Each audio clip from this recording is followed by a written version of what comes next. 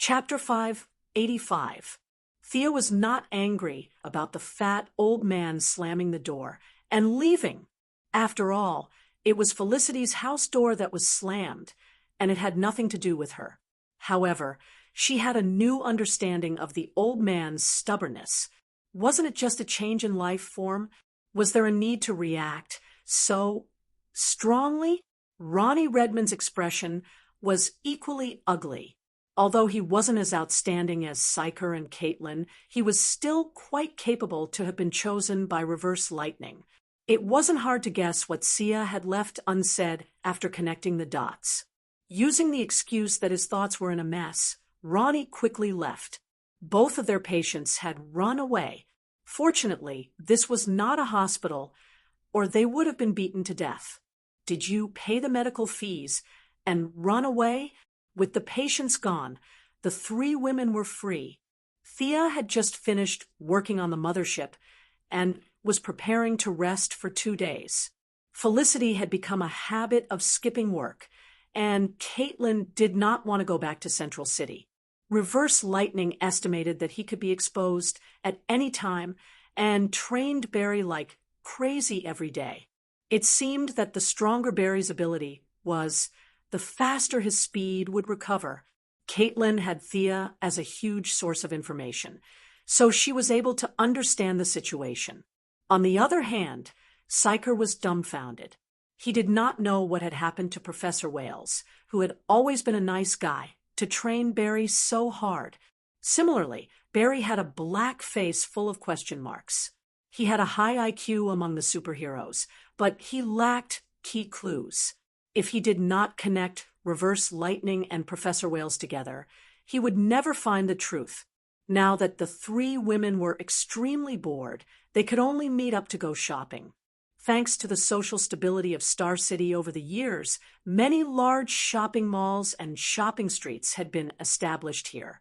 Star City's economy had already surpassed the devastated Metropolis and Gotham, and it was truly a business capital. Thea pulled Felicity, Caitlin, and Raven Lowly, who was on high school holidays and staying at home, along. Then, she found that the female generals of the Green Arrow team were all in a daze. She pulled all of them together and formed a group to sweep the goods. Green Arrow Shadow, Black and White Canary Laurel Lance, Sarah Lance, and even the Ninja Master's daughter, Nissa, were forcefully dragged out. The 8 women bought whatever they saw. None of them were poor in the true sense of the word. Sarah and Nissa were assassins, and money was just a number to them. Although Laurel and Shadow were just ordinary public officials with a moderate income, they couldn't compete with their boyfriends, Oliver and Tommy, who were rich. The two of them swiped their boyfriends' bank cards. She bought all kinds of spring and summer clothes, bags, accessories, and all sorts of other things. Laurel liked the black mesh stockings very much, so they accompanied her for a long time. She had thought that it was just Laurel's personal interest, but she didn't expect the other girls to be so interested. Felicity was one of them, while Caitlin and Raven chose black stockings.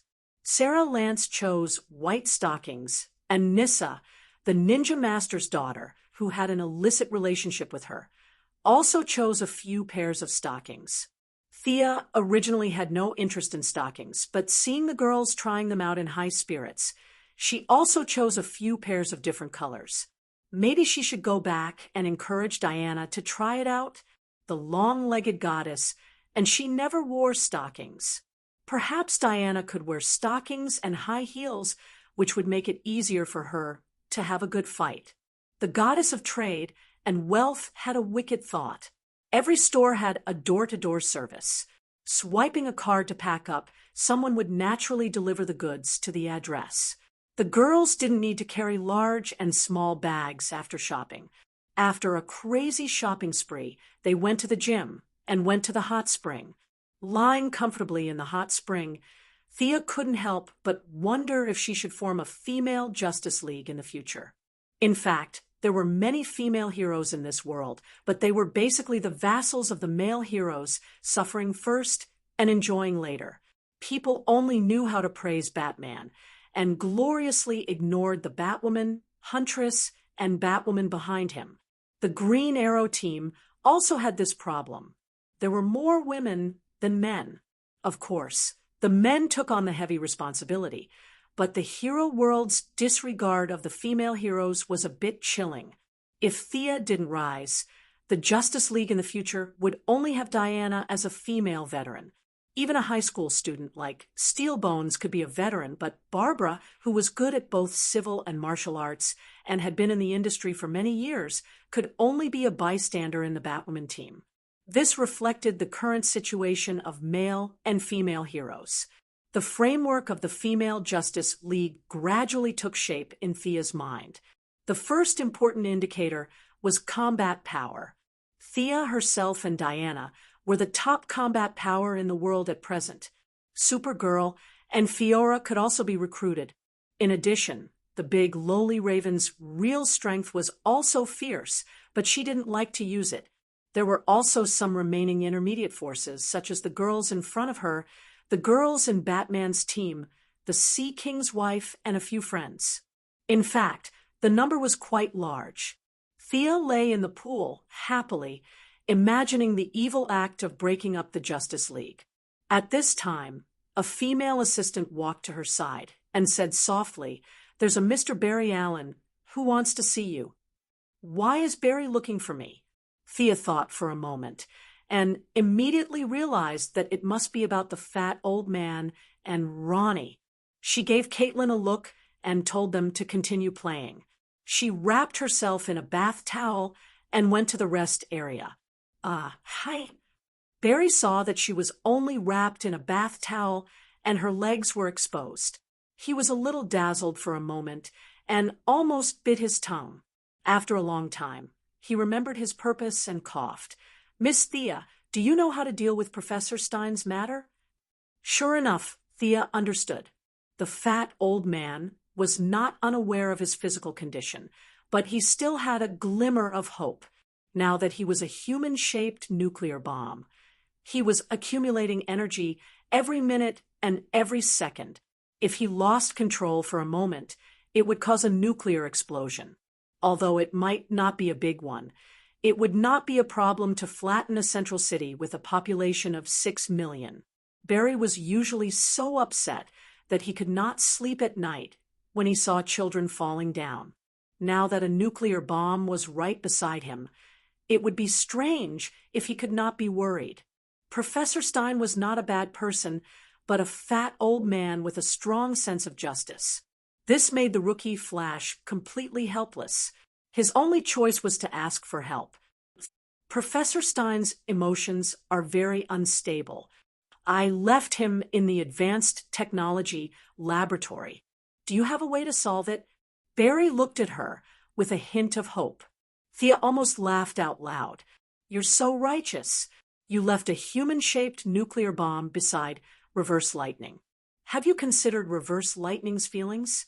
Reverse Lightning must be cursing in his heart at this moment. Secretly killing the fat old man and getting rid of any future problems would be satisfying, but there was a 90% chance that the fat old man would explode. Reverse Lightning, who was injured by the freeze gun and had not recovered his speed to its peak, would not be able to run out of the range of the nuclear explosion.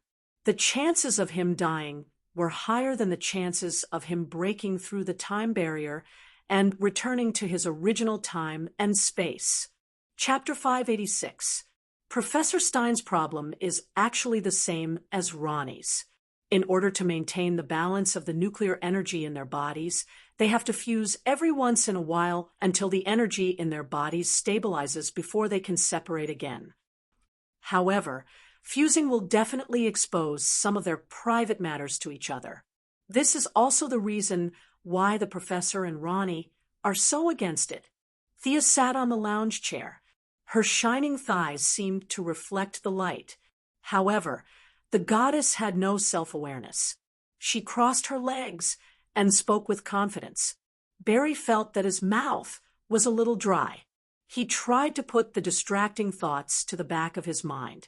He repeatedly told himself that he should prioritize the 6 million old and young men in the central city. He also thought about his mother's death and his father's wrongful imprisonment. Finally, he managed to suppress the messy thoughts in his mind. The young lady really didn't realize that she had caused so much trouble for others. Let's go. Let's go and persuade the professor. Barry was a little troubled. Usually in this kind of situation, he would naturally hug her and run all the way back. However, Thea's charm was too great now. He was afraid that he would fall into a ditch while running. That would be too embarrassing. Fortunately, Thea didn't make it difficult for him. She patted his shoulder with her jade-like hand. Let's go and come back quickly. Let's go. A sky-blue light flashed. When Barry saw his surroundings clearly, he realized that he was back in the cutting-edge technology laboratory. Thea's bathrobe was also changed into a divine robe. She was dressed like a goddess. Faster than me, Barry couldn't help but think, Dr. Wells, long time no see. Thea first greeted Reverse Lightning. The old man pretended to be calm. In fact, he was cursing in his heart. Was there anyone more unlucky than him these days?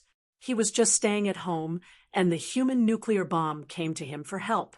He even had to pretend to be welcoming and welcoming. Now, facing Thea's greeting, he could only pretend that he was fine. He had never been better. After greeting Psyker, she went to the laboratory to visit the 2 patients. Ronnie Raymond sat on the ground with a terrible expression. The fat old man was still calculating hard, trying to solve all the problems with his science. Doctor, do you have any good ideas? Thea asked Reverse Lightning. I'm sorry, I have no other choice. Reverse Lightning was speaking from the bottom of his heart. If they had approached him from the start, he might have had a solution. However, Thea had interfered and used a very idealistic method to separate the 2 of them. His black technology was no longer suitable for the current situation.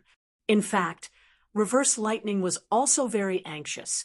After all, no one wanted to see a nuclear bomb dangling in front of their eyes. However, he had no other choice. Nuclear energy was not a cutting-edge technology. In the 25th century, humans were all using clean energy. Nuclear energy, which was highly polluting and harmful, had long been abandoned. Reverse Lightning was a scientist, but he was not an all-rounder. In his time, no one researched nuclear energy. Purely from the perspective of nuclear physics, his attainments were not as good as Professor Stein's. Professor, Ronnie, you don't have much time left. You have to merge immediately, or the consequences will be unimaginable, Thea advised coldly. If they didn't listen to her, she would have to use force.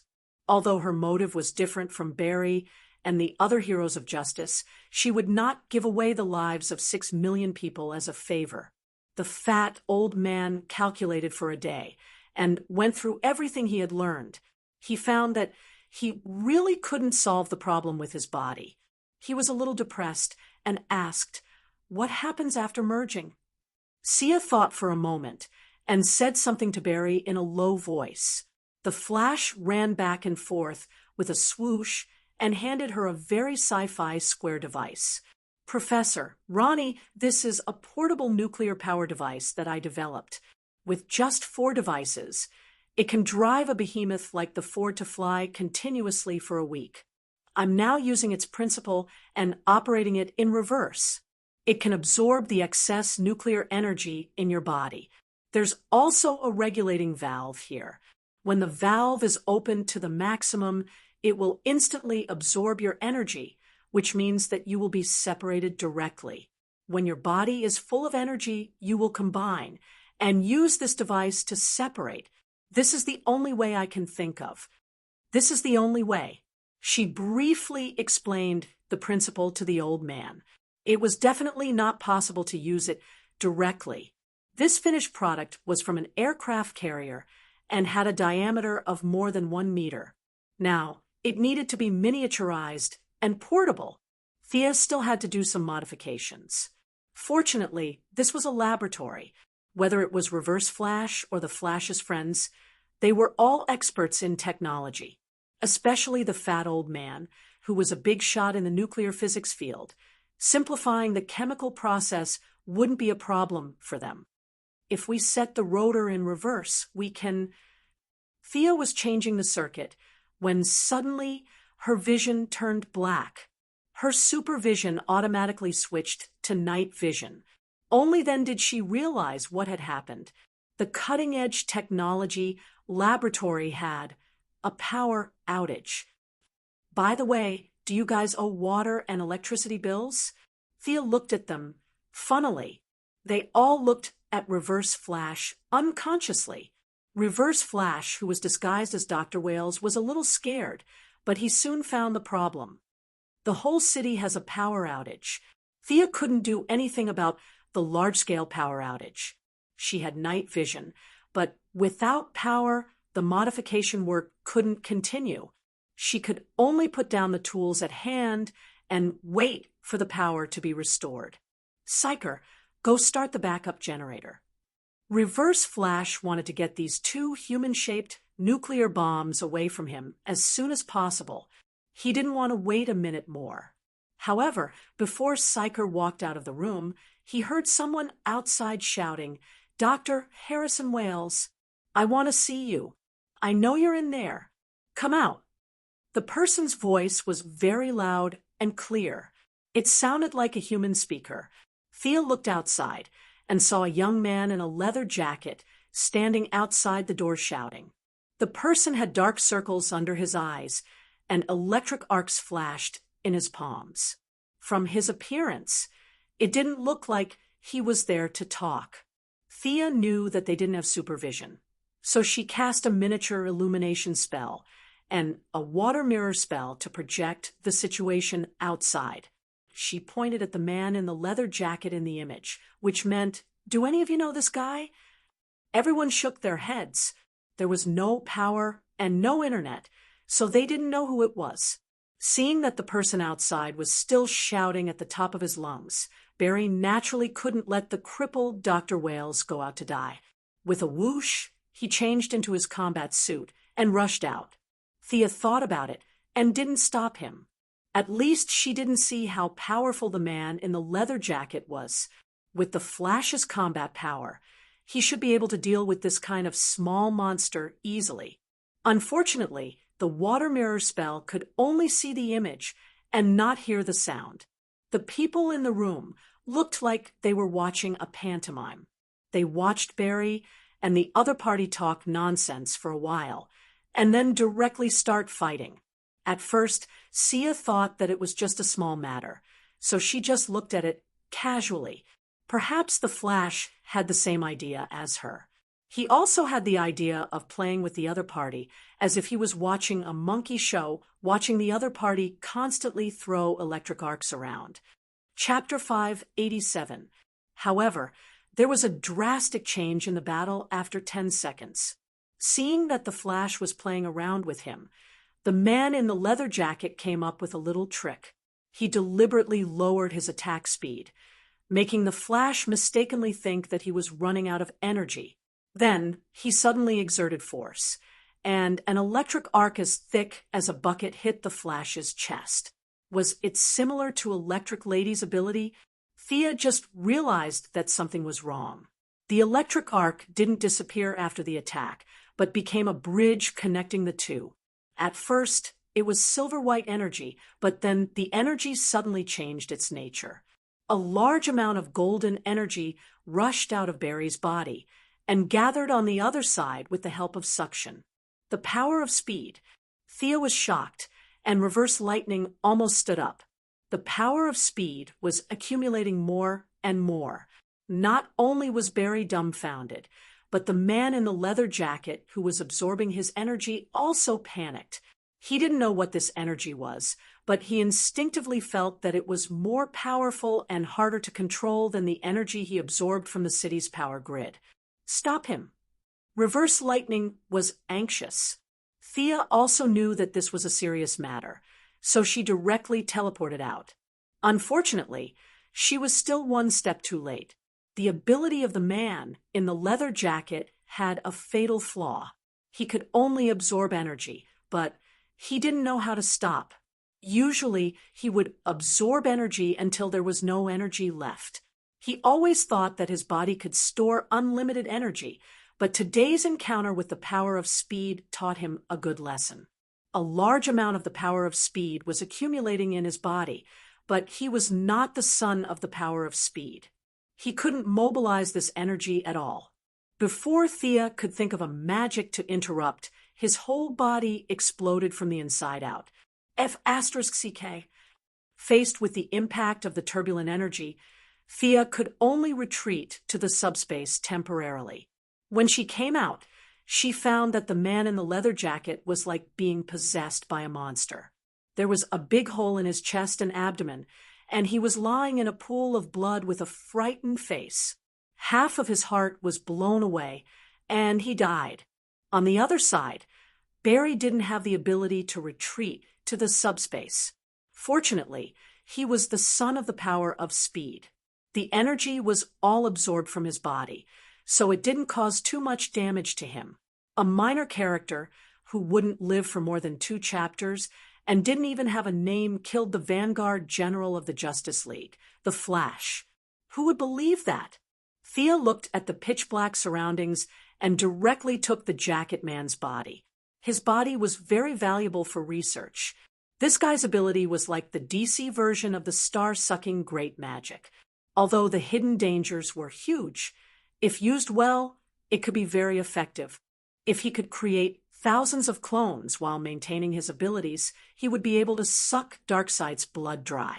After decorating the scene, he sprinkled some pieces of clothing and blood on the ground, proving that this person had been blown to smithereens. It would be even better if Reverse Lightning suspected that this person had been sucked into the Godspeed Force space. When she sent Barry back to the laboratory, everyone hurriedly started the backup power supply. There was another round of chaos. The Firestorm duo also helped. After a series of blood tests, everyone was dumbfounded. Barry's lightning speed was sucked dry, and he became an ordinary person. Everyone was very depressed. Thea looked at Reverse Lightning from the corner of her eyes. She saw that he had taken off his glasses and was holding his forehead. He was exuding a lingering sense of lethargy.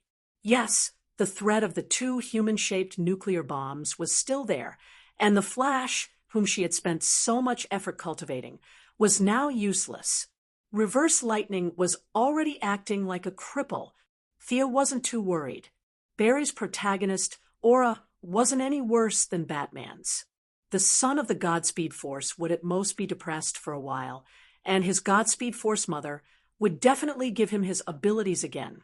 At the very least, Thea knew that reenacting the scene when he was struck by lightning would allow him to regain his Godspeed Force.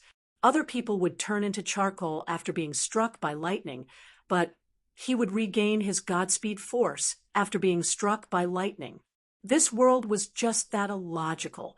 However, Thea didn't tell them this method. Reverse Lightning was 10,000 times more impatient than she was. It was better to let him think of a way. Not long after, Barry woke up. Looking at everyone's ugly faces and the bruises on his body, he seemed to have thought of something.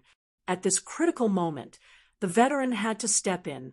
Reverse Lightning was actually very sad, but he still had to pretend that nothing had happened and comfort Barry instead. His life mentor gave the Flash a lot of chicken soup. Compared to him, Psyker's conversation skills were very poor. What did he mean by Barry is still Barry without abilities? What did he mean by you will always be our friend? These words were very depressing. How could having superpowers be the same as not having them?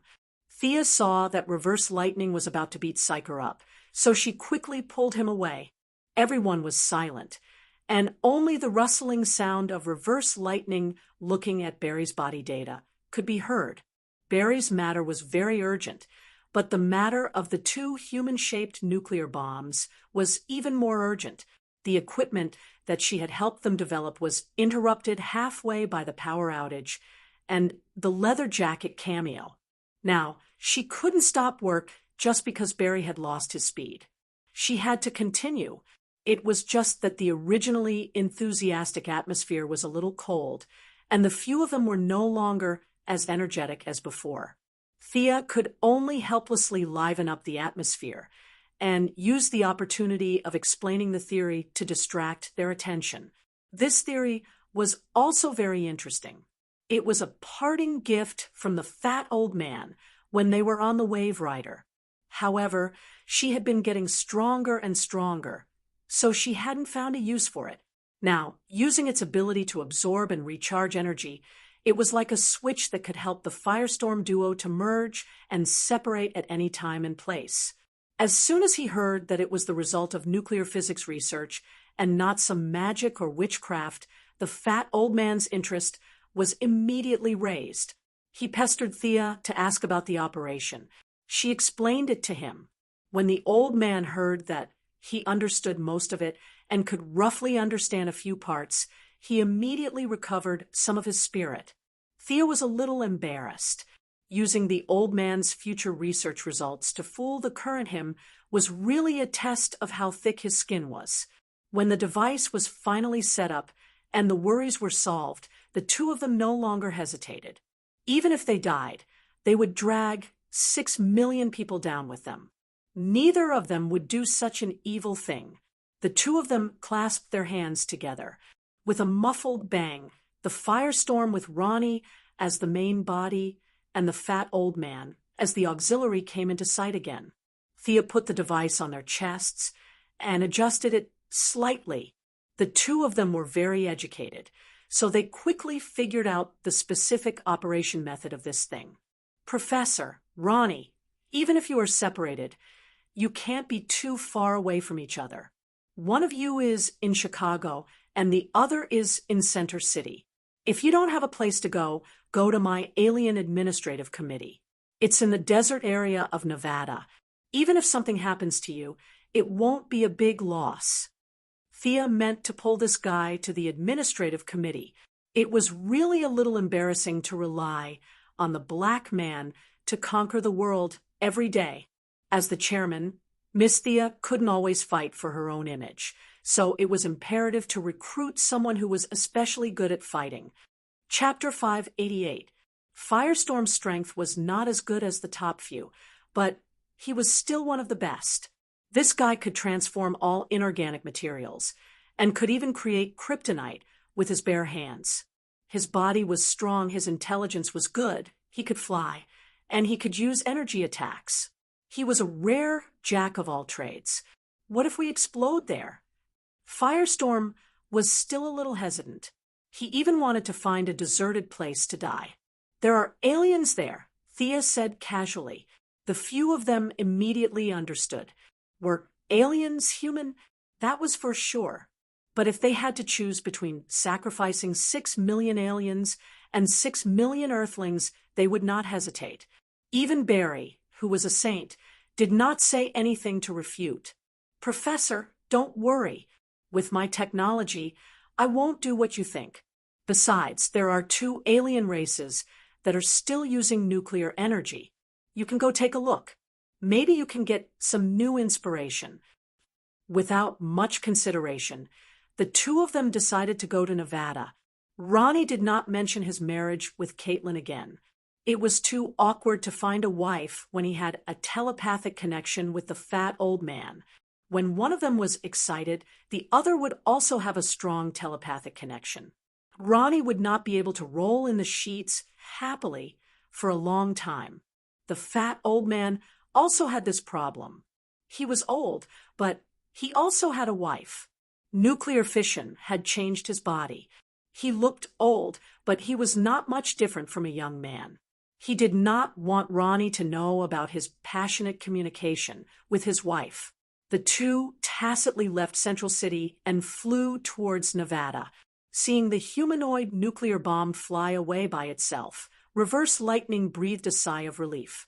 What was left was the matter of the Flash. To be honest, Reverse Lightning was really worried about Barry. Unfortunately, he couldn't leave his name behind even though he had done a good deed. That feeling of frustration was indescribable. While Thea was dealing with Firestorm, he thought hard and finally came up with a solution that was not a solution. It was similar to Thea's idea. They just needed to recharge it. But Barry hesitated. In the face of 20 million amps of electricity, he did not dare to say that he could survive. Thea knew that he was the son of agility, but he did not know.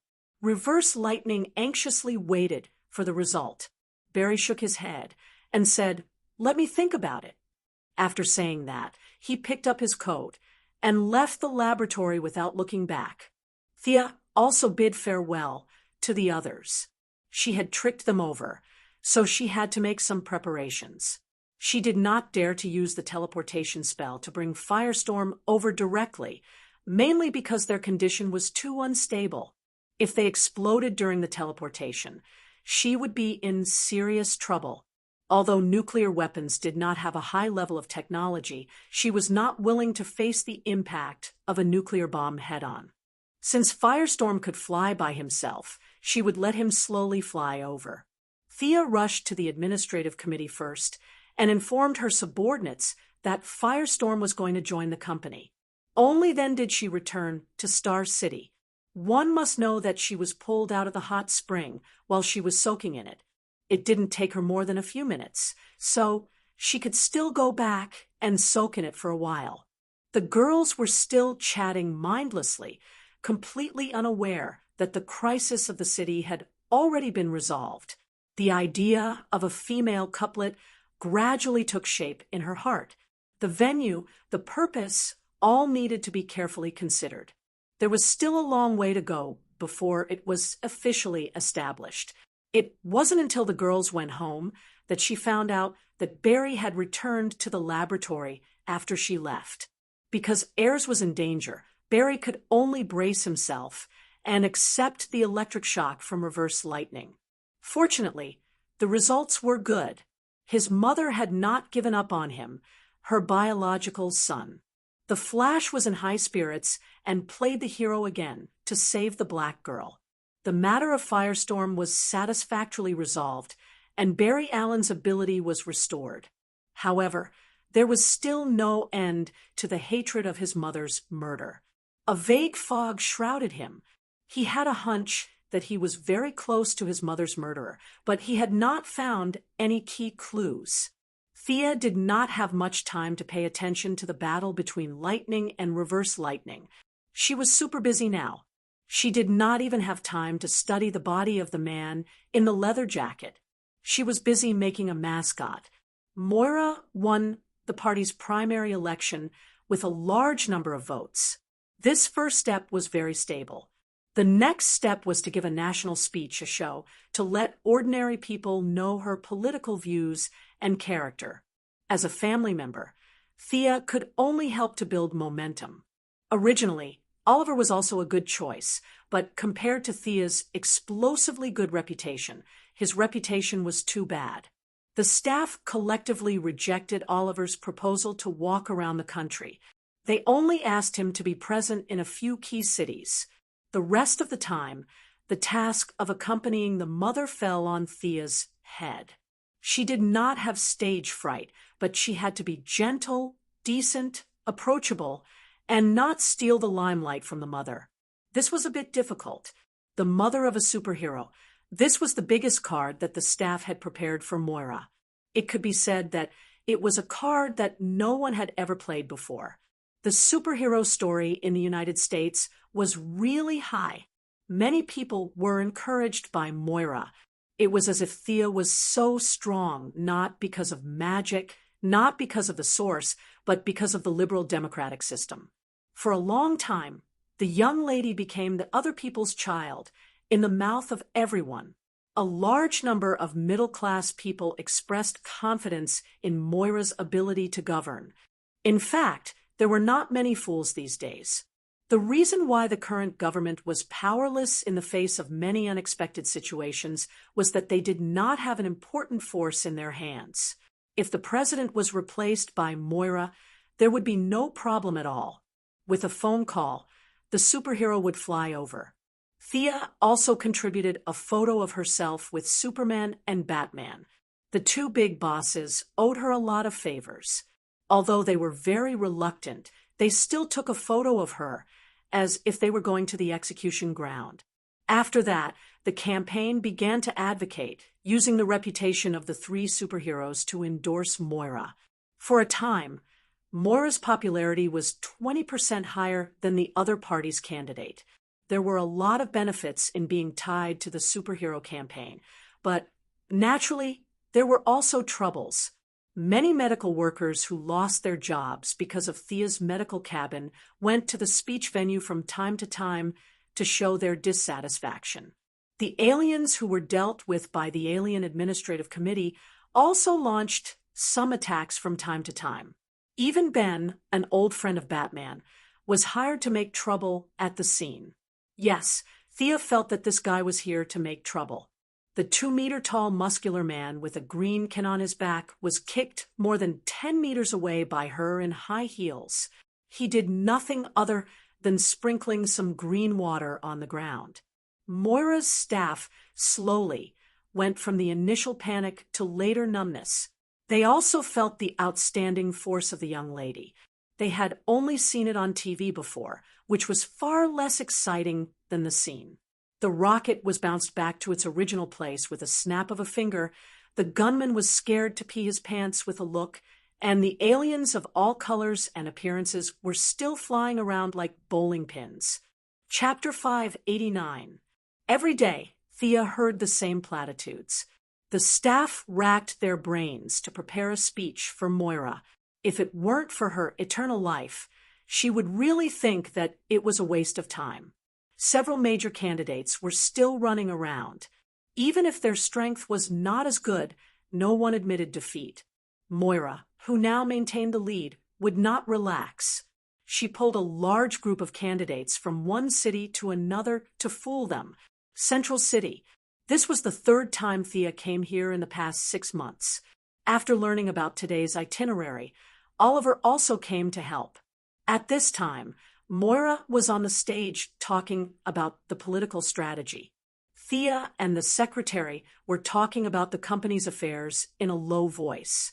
Oliver was comforting his good brother Barry, not far away. Thea listened a few times and really sympathized with this guy.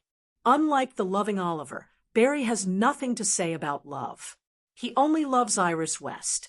And just this morning, the love of his life moved out of home and lived with her boyfriend.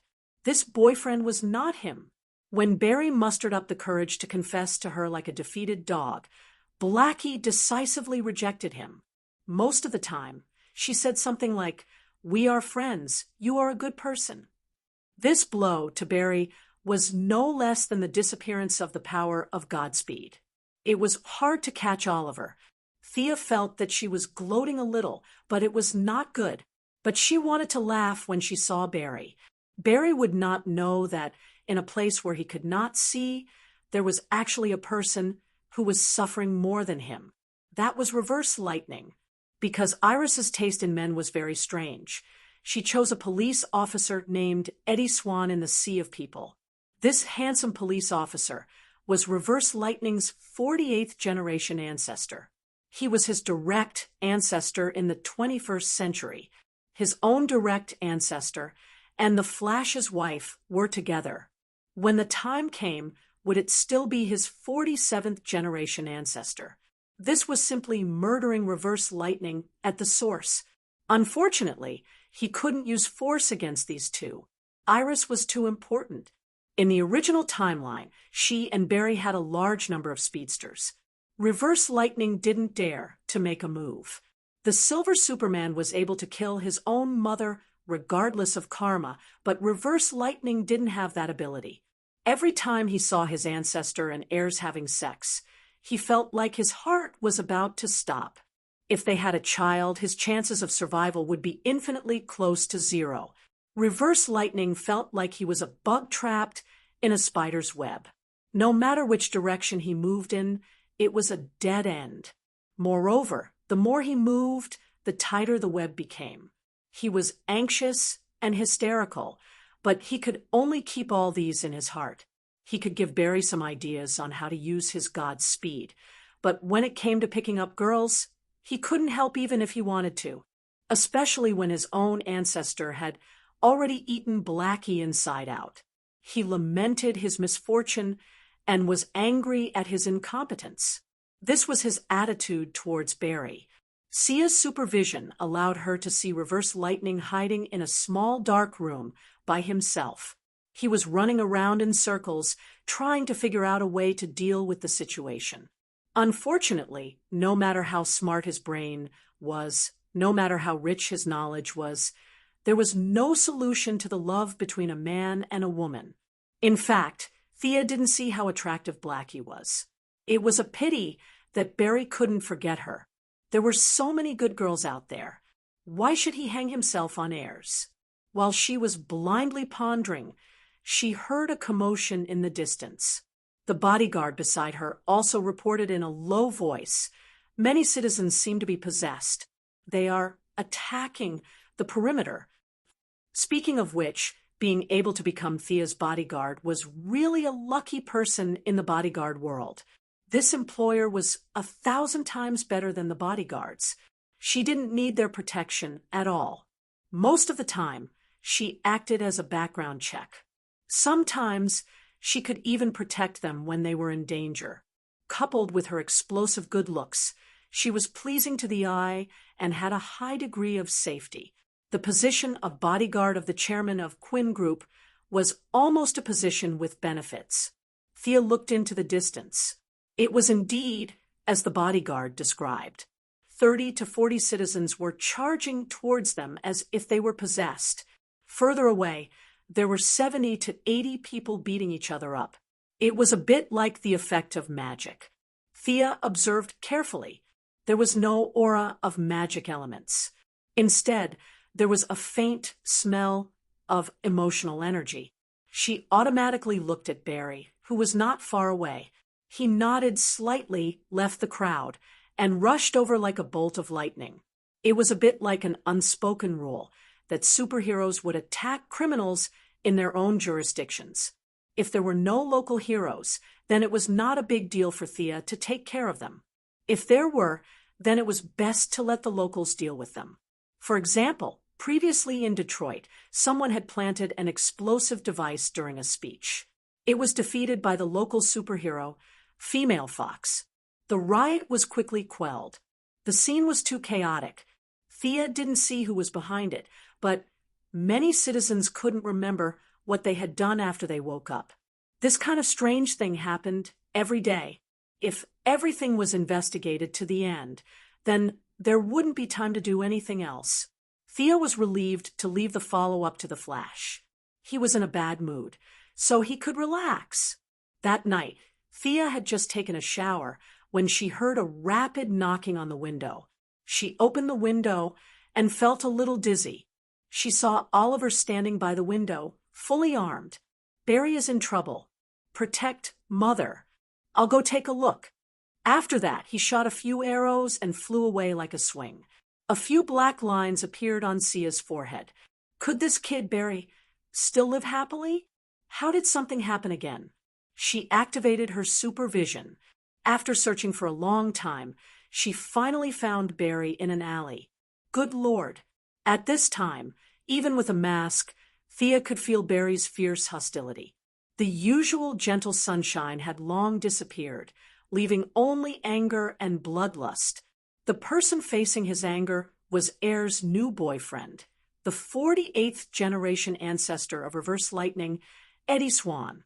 But now the handsome detective was beaten up a little by the Flash. He was an ordinary person. He couldn't resist the Flash, let alone the Flash in his dark form. Who do you think you are? Do you think you can come in like this and get whatever you want? Who gave you the right to do that? You stupid piece of shit. The corner of his mouth that used to be quiet was now only ferocious. In the dim light of the night, his eyes were like that of a beast eating human flesh. Eddie Swan was confused by what he said.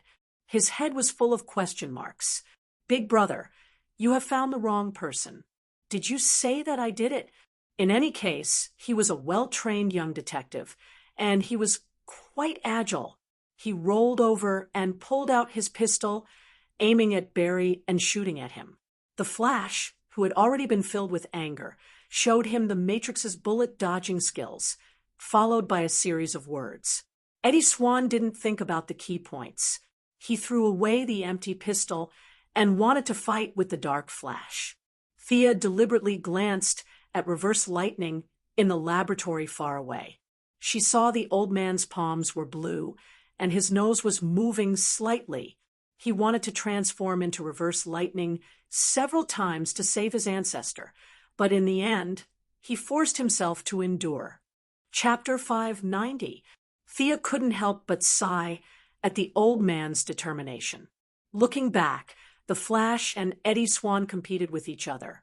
To be honest, their martial arts skills were really weak in front of Thea, a contemporary martial artist. They were better than ordinary people, but their strength was limited. The Flash relied more on his high speed to crush the enemy, and Officer Swan's skills were obviously not good enough. In less than 2 rounds, Officer Swan was lifted by Barry with one hand. Ayres in the distance was scared. She didn't know why the hero in her mind, the Flash, hated her boyfriend so much. She also tried to stop the Flash with words, but unfortunately, her mouth was not good enough. The more she cared about Officer Swan, the angrier the Flash became. He originally wanted to teach her a lesson, but now he completely dispelled it. He wanted to break Officer Swan's neck. Thea didn't care about defying Lightning's life or death, but if the Flash killed Ayres' boyfriend, then he would be completely evil, and there would be no turning back. Would the future Justice League accept defying Lightning as a veteran? She immediately shot, and from more than 10 kilometers away, she sent out a psychic blade and scratched the Flash's wrist. The Flash felt pain, and Officer Swan was naturally thrown to the ground. Just as Thea was about to save her, and defying Lightning was about to save his ancestor, Green Arrow finally arrived. Thea's spiderweb arrow worked again. This enhanced spiderweb was more sticky and dense. Even the Flash was directly caught and couldn't get out for a while. Run! Oliver didn't know what Barry had taken wrong medicine, but he had to save Ayres and Officer Swan. The man and woman felt a little inexplicable tonight, but their instinct to escape was still there. They helped each other to run away. Oliver began to talk again.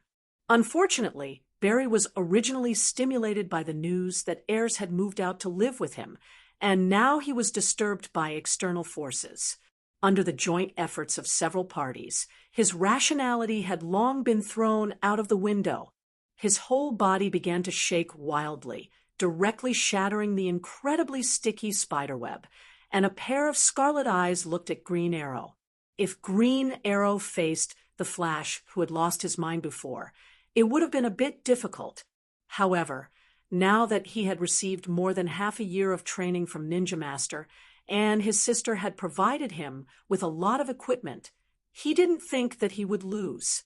With a light tap on a switch on the bow, a series of clicking sounds could be heard. Armor as light as a cicada's wings with an amazing texture began to equip itself from the wrist to the arm, and finally to the torso, head, and thighs. The raw materials for this armor were obtained by Thea and Diana when they captured the Panther Lady. The body of the Panther God was made into a speed-type armor by Thea with her advanced mechanical processing ability.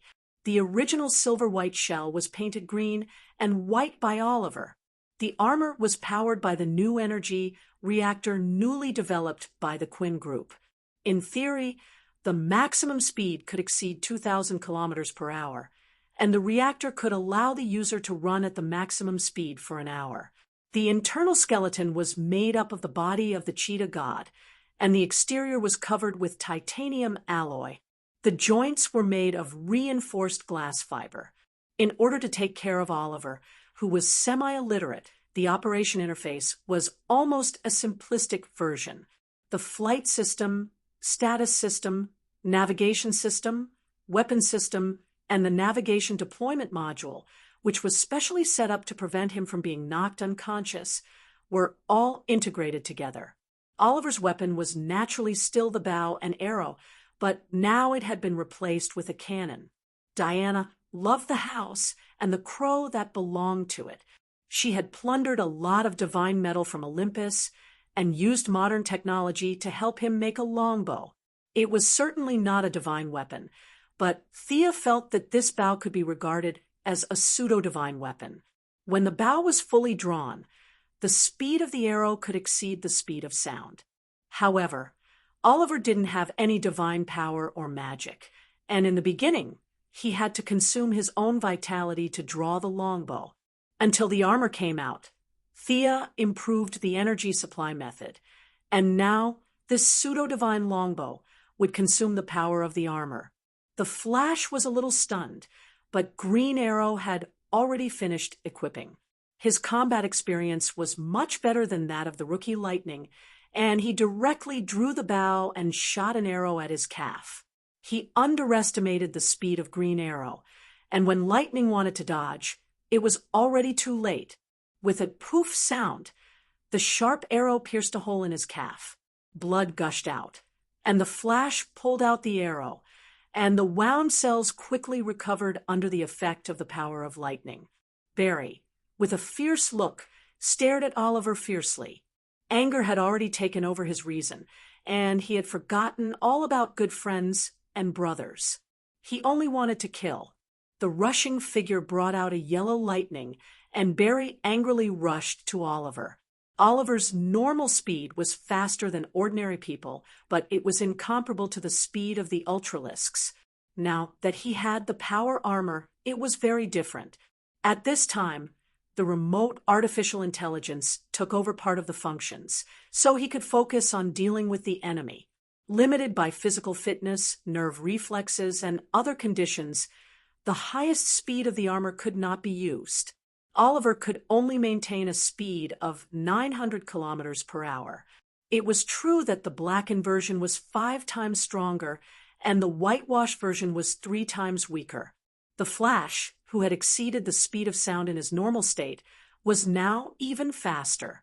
In terms of speed, the Green Arrow was unceremoniously crushed, but he, who had been through hundreds of battles, did not panic. He exchanged a few moves with the Flash. It was actually a polite way of saying it was exchanging moves, but in the eyes of outsiders, it was more like a one-sided beating. The energy reserve of the armor continued to decrease, and Oliver had roughly figured out the Flash's style. His moves were that he had no moves. Relying on his speed, he would take advantage of his opponent's weakness and throw a few punches. When the opponent reacted, he would run and look for another opportunity. Oliver tried to open up the distance twice, but the Flash caught up and beat him up. He could only use a trump card. With a flick of his wrist, the smoke bombs that were originally installed in the armor were launched 3 times in a row. The Flash did not know what it was, so he did not take it head-on, which created a good opportunity for Oliver. Thick and thick, as if it could not be dispersed, white fog covered most of the street. Oliver turned on the optical camouflage on the armor and disappeared into the thick fog, as if he was invisible. "Do you think you can hide like this?" The Flash searched around, but did not find any trace of Oliver. With a cruel smile, he began to run quickly on the spot. The air was stirred by his speed. Even if the smoke bombs were black technology from Batman, they were slowly dispersing. Oliver was very calm. He knew that Barry's recovery was amazing, and he also knew that his ability was mainly focused on his legs. His main aim was his legs. With his legs injured, no matter how capable he was, he would not be able to run. Pa, he quickly pulled the bow, and the bowstring made a crisp buzzing sound. Because the movement was too fast, the sound was transmitted through the air and had a unique charm. Chapter 5, 91. In less than 10 seconds, Oliver had shot hundreds of arrows. While shooting, he was also moving quickly to avoid being caught by the flash. Hundreds of arrows were shot from different angles and heights. Every arrow was aimed at Barry, regardless of the accuracy, the choice of direction, or the grasp of opportunities. Oliver could be said to be the best archery master in the world. There was no one who could compare to him in terms of archery skills, not to mention the original Yao Fei, the current Thea, even Batman, and Ninja Master were not as good as Oliver. If the maximum level of long-range attacks for others was level 10, then Oliver's maximum level was level 12. This was his talent. Now, after more than half a year of teaching by Ninja Master and the assistance of the black technology armor, his talent had been magnified by several times. To hit the Flash, who was running at a high speed, was a technical skill. Prediction and prediction were indispensable. The wind resistance caused by his crazy running was also a key issue for the archer to consider. Oliver did a good job in these aspects. Although more than half of the arrows were shot, the remaining arrows could still hit the target. The Flash realized the danger he was in. His speed, which was already much faster than usual, increased by a lot. Unfortunately, Oliver did not manage to dodge a few of his arrows.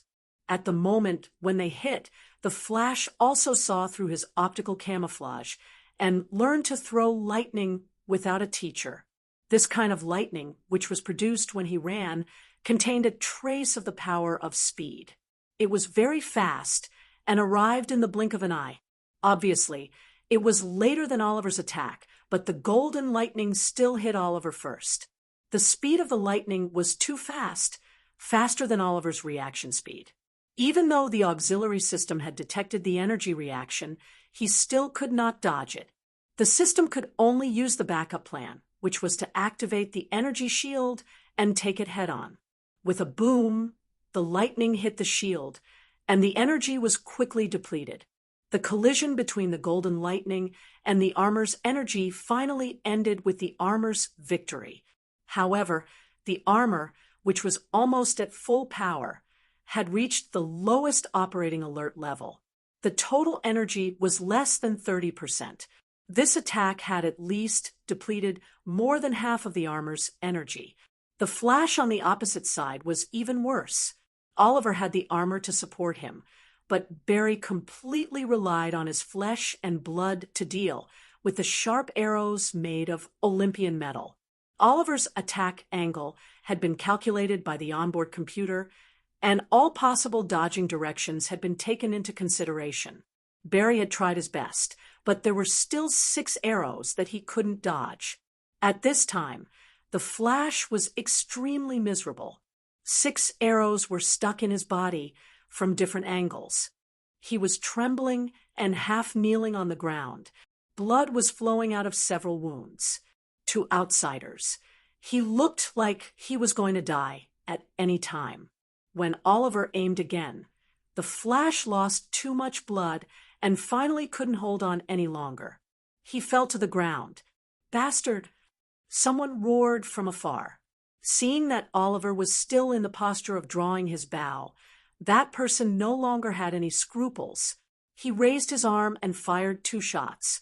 The Glock 18 reminded him at the right time and circled the attacker, which was displayed on Oliver's interface. How advanced! Normally, when he was fighting those drug dealers in Star City, he couldn't see the characteristics of this armor. But now, after fighting with Barry, Oliver finally understood many of the functions of this armor. There was no need to dodge ordinary handgun bullets, and there was no need to activate the protective shield. The armor's own defense could be ignored, not to mention that he knew this middle-aged black man with an anxious face. Barry Allen's adoptive father, Central City Detective Joe West, was also the father of Ayers West. His daughter didn't know the true identity of the Flash, but he did. Now that he saw Oliver shooting Barry like he was a target, he didn't even care about the professional ethics of a police officer. He only wanted to avenge his adopted son. Barry is fine. He seems to have been bewitched by something, Oliver whispered with a voice changer. Before Joe could say anything, a few people from the Advanced Technology Laboratory drove to the scene. Reverse Lightning, who pretended to be a cripple, saw that Barry was fine and let out a sigh of relief. This kid was too good at courting death. Everyone wanted to go back to save Barry. Oliver thought for a while and followed them. On one hand, it was out of concern for his friend. On the other hand, he was afraid that Barry would still be the same when he woke up. What if he was still in his evil state and killed all the people in the laboratory in a fit of anger? He could at least be safe if he followed him. Different from the original time, Oliver was surrounded by weak chickens. In order to protect his family, he didn't dare to expose his identity.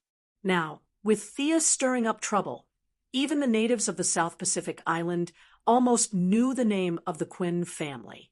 It didn't make much sense for him to hide his identity. Moreover, these people were Barry's friends.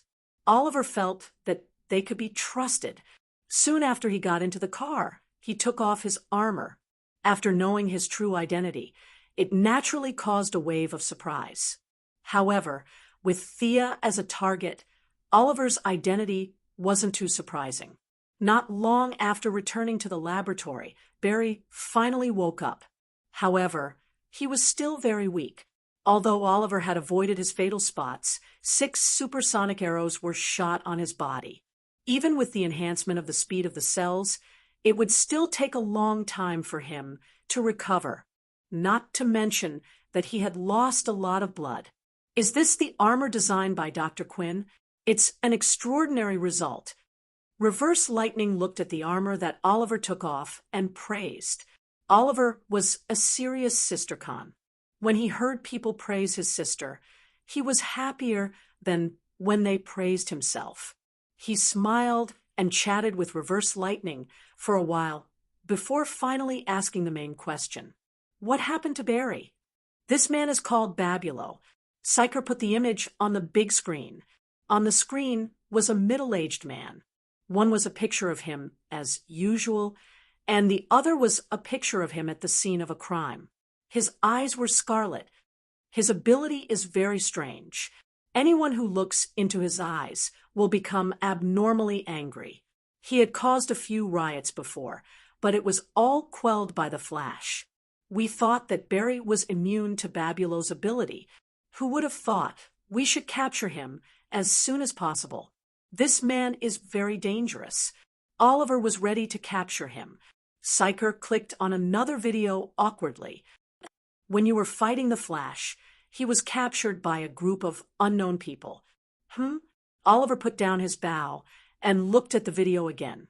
There were more than 10 fully armed men in the video.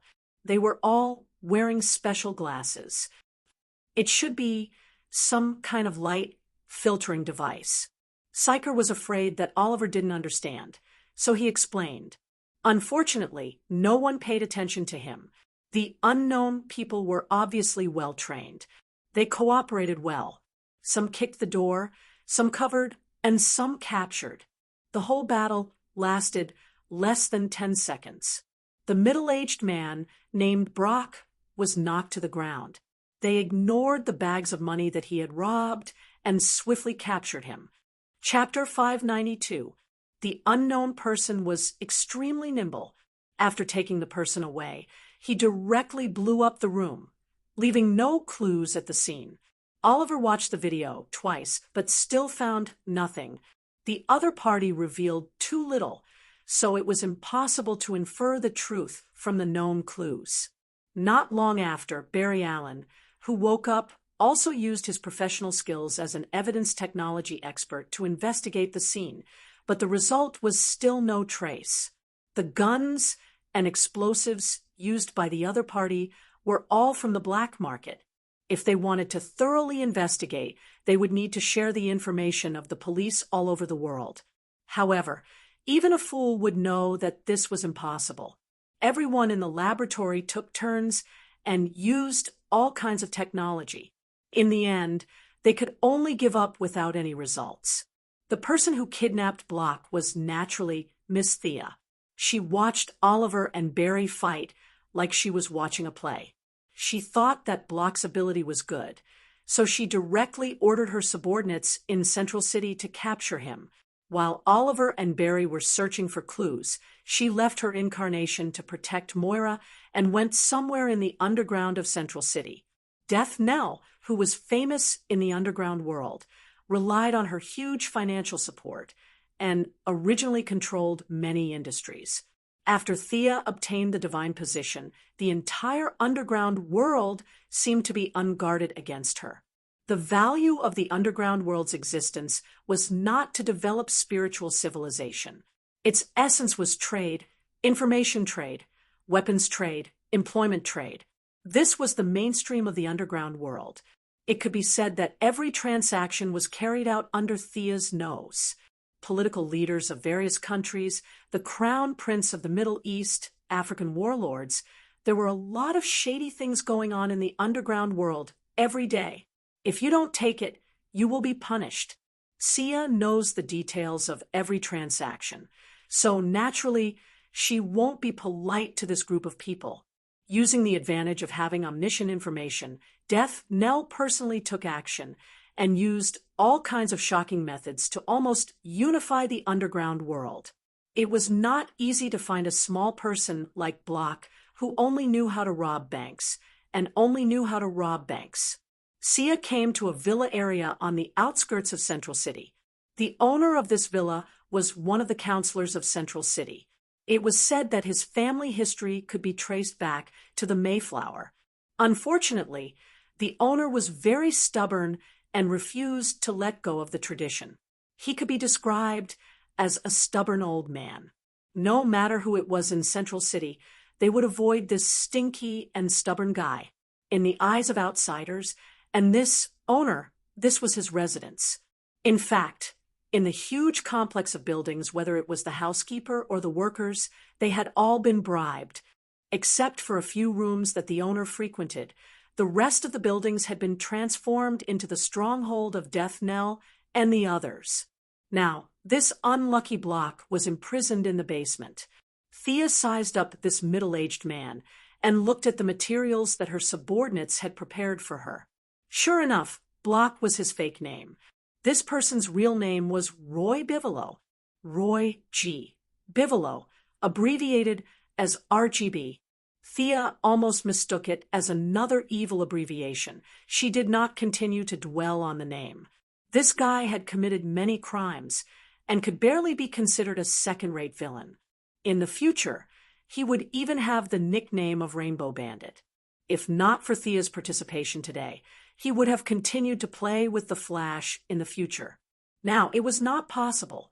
She carefully sized up this guy with an evil name. The sedative was still in effect. The target's eyes were closed, and his wrists were tied with chains as he hung on the beam in the basement. If other people were kidnapped, even if they were unconscious, their subconscious would still reveal some signals, such as an inadvertent frown or nervous trembling of their fingers. These signs did not appear on this middle-aged man. He was completely unconscious. He did not worry about his own situation. This did not mean that he had an iron will or a firm revolutionary belief. It was that this person did not have fear. His sensory function was completely filled with another emotion. Anger. In Thea's sight, his body was filled with a deep red emotional spectrum. Red was the color of anger. Amazing. Thea sighed inwardly. She did not know if this guy was too lucky or if she was too lucky. Mastering the 7 emotional spectrums had always been her goal. Currently, she had just obtained 2: fear and pity. The red light of anger, the orange light of greed, the yellow light of fear, the green light of courage, the blue light of hope, the green light of compassion, and the purple light of love.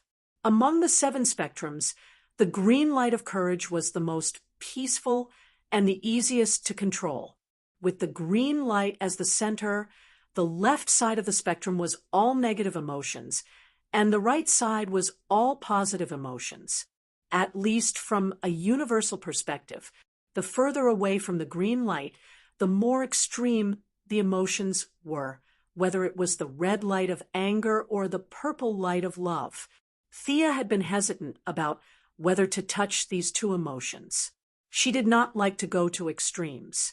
Now, this small character gave her another opportunity to touch the emotional spectrum other than the light ring. Unlike the complete emotional spectrum on the light ring, there was always a limit to personal anger. If Thea faced anger alone, she would definitely be affected. But if she only faced a psychic as a god facing a human, the probability of mental imbalance would be minimized. Come on, let me see your spiritual world. Thea's finger gently moved, and a somewhat mysterious rune was engraved on the middle-aged man's forehead.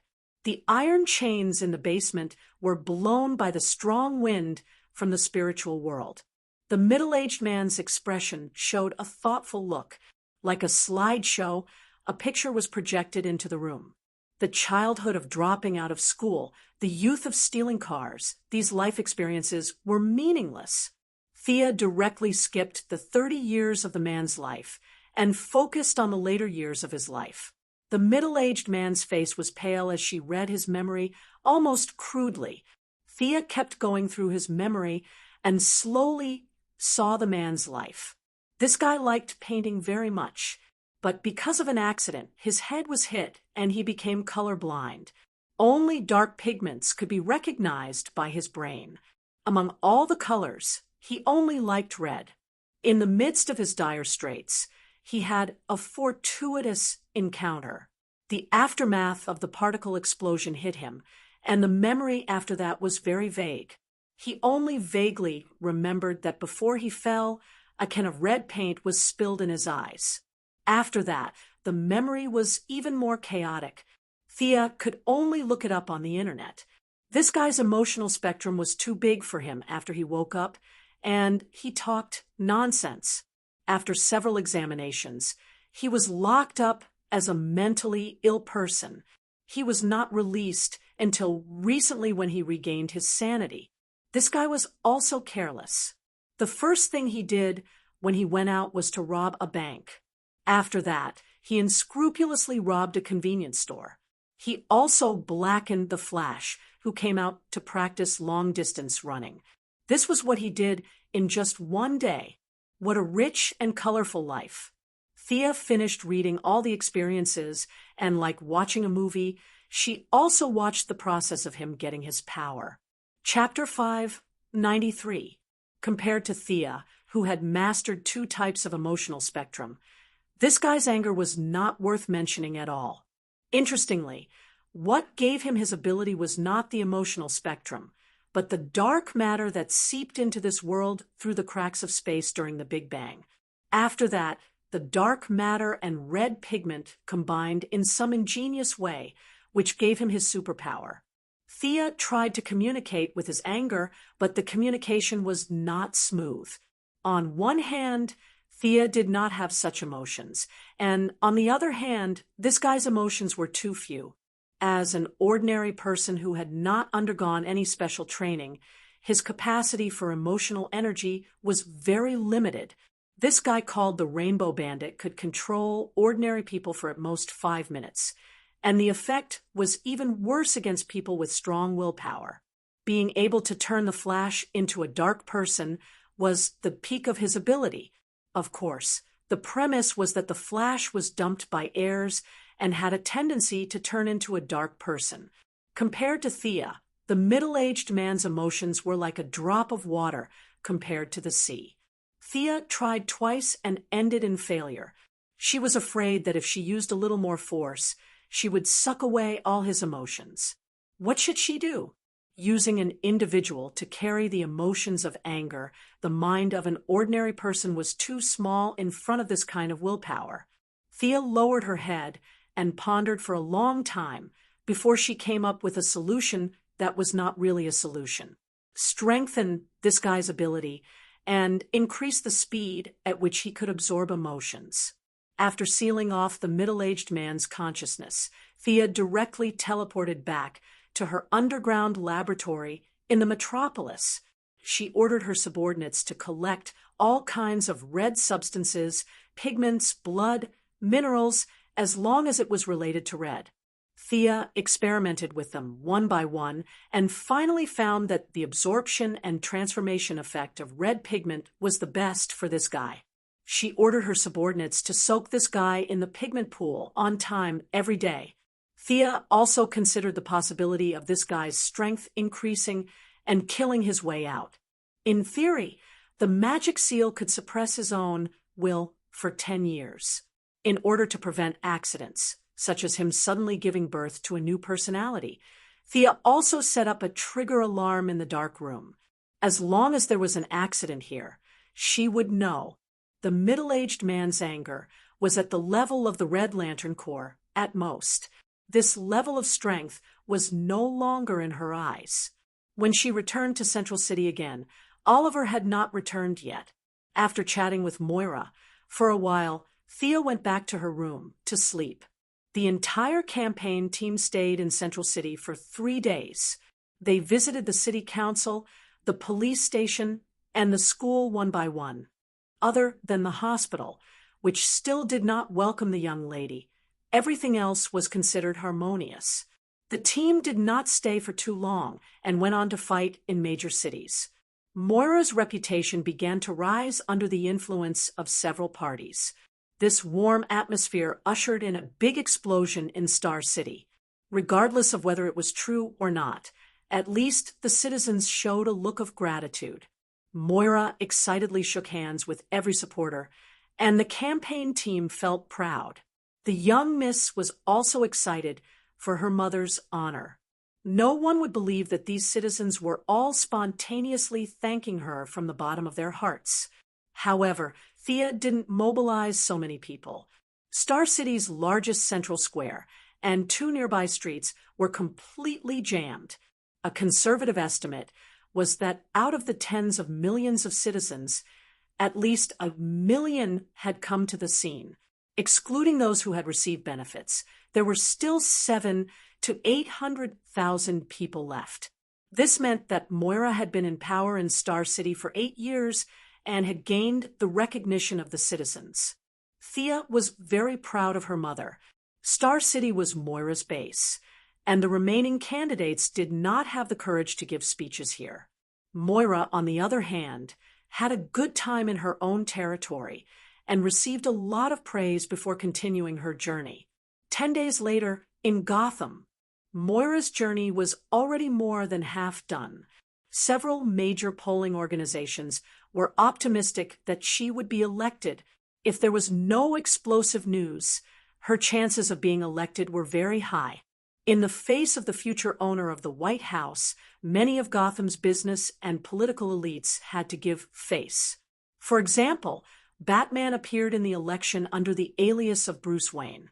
He had always maintained a limited cooperation with the U.S. government and the military, and even the Heaven's Eye Society.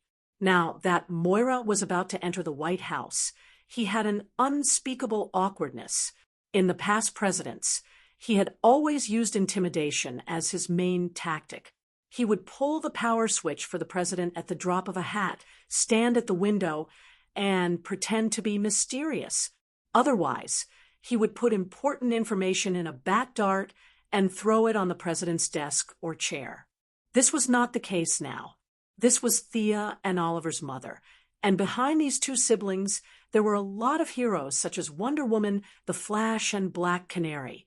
If Batman did not want the hero faction to be split into 2, he had to maintain respect. He had to restrain his arrogance. To be honest, this change in role made Batman a little uncomfortable. He advocated cooperation with the government, but Thea and the others were too close to the government, which was not in line with his intentions. However, he had no choice. No matter how powerful his dark technology was, he could not stop the election. He could only silently watch the situation slide into a situation that he did not like. "You've been nervous since 3 minutes ago. What's wrong?" Bruce stood beside Sia and asked in a low voice as his lips moved slightly. Thea was also very puzzled. 3 minutes ago, she felt an indescribable pressure. It did not seem like a sign of an impending crisis, but the divine position or source was reminding her of something. It seems that something is going to happen. This is the first time I have such a premonition. Is it about your mother? Thea sensed it with her heart and shook her head with certainty. No. Is it about Diana? This time, Thea sensed it more carefully and finally shook her head. Definitely not. That's strange. What exactly are you feeling? Batman was confused by her words. He was very annoyed by this kind of thing that was out of his control. Unfortunately, it was always a big thing. Thea rubbed her head, and her blonde hair looked like a bird's nest. However, with her explosive charm, there was a hint of decadent beauty which attracted the attention of the people around her. However, she was so frustrated that she did not have the time to think about her image. It was like a huge rock was pressing down on her heart. She could not answer Batman's question, but she suddenly felt a heavy psychological pressure. For a moment, she even thought that Darkseid had come to kill them, but she soon realized that it was just wishful thinking. The sonic tunnel was not activated, and no matter how powerful Uncle Da was, he would not be able to come here. What was going on? If it was not Uncle Da, could it be something in space? Thea did not think so. Other than supernatural beings like Lantern No. 1 and Black Lantern, she was confident that she could deal with everything else. Then, there was only one answer. The problem was on Earth. Leaving a clone behind to cover the scene, Thea flew out of the atmosphere. With her supervision and artificial intelligence, she searched for an emergency on Earth. Metropolis, Gotham, Central City, Star City, and several other cities that were prone to accidents were searched, but there was no result. She even looked into the depths of Africa, in the rainforests of Brazil, in case there were cultists looking for trouble. Unfortunately, it was still useless. Everyone on Earth seemed to be living orderly lives. Occasionally, there would be a few bank robbers, but she could not see them causing much harm to Earth. Just as she was about to search for a second time, Gideon sent a message. Someone saw a tsunami forming at the south pier of the Central City waterfront. Central City again. Thea was speechless. How can we continue living like this? Chapter 594. Before the birth of the Flash, the broken Central City was a peaceful place. The citizens lived and worked in peace, and everyone was busy with their own things. Now, things were happening all the time, and every time something happened, it was a big deal. They listened to the wind and thunder in silence, according to Gideon's guidance. Thea finally found the culprit that made her feel uneasy, Barry Allen. The seawater around the Central City was rising rapidly, forming waves that were dozens of meters high. They were rushing towards the city. It was as if this guy had taken an aphrodisiac. He was running around the Central City at full speed, trying to create wind resistance to stop the waves. He ran faster and faster, and in a place where he couldn't see, Thea had seen signs of the time barrier breaking at any time. This guy had traveled through time after running wildly. Whether it was a day or two, Thea couldn't remember. She only knew that such a simple and violent travel through time was thousands of times more harmful to all intelligent life than the lives of the 6 million people in the Central City. Out of the corner of her eye, she also saw the culprit who was causing trouble in the center of the dock. He was similar to the cameo that the Flash defeated in the first battle. This guy also had the ability to control the weather, but he was better than the cameo because he had a name, the Weather Wizard. What Weather Wizard was, of course, nonsense. He was just a person with the ability to control local weather. The Flash was also retarded. Why didn't you just take him down directly? Why did you follow his big move? The culprit was down, and the remaining waves were uncontrolled. At most, they would destroy some buildings, and the death toll might not exceed the single digits. If he traveled through time, the damage would be immense, and the entire universe would be affected. Maybe an accident that didn't happen would cause two planets to go to war directly. Maybe an office worker would have a traffic accident because he was late for work, or maybe an evil scientist would have a sudden inspiration and come up with something to destroy the world. All kinds of accidents would happen. The variability of time, even the most powerful computer and the greatest god couldn't predict and estimate it. It was too heavy. Thea herself would not be affected. Diana had merged with the source. Although the source was still slowly growing, it would not be affected. It was hard to say for others. Would Louise in the metropolis miscarry because of a small accident and end up with 2 lives, and then Superman would become evil? There was a chance of that happening. She did not know if anything would happen to Gotham's Batman, Damian, or even Moira and Oliver. Thea would never allow such a thing to happen. Barry's current speed was too fast. He had already surpassed Thea. She could only absorb energy from the weave and set up a one-time barrier in front of Barry. Time Stop was the name that the mages gave to this spell.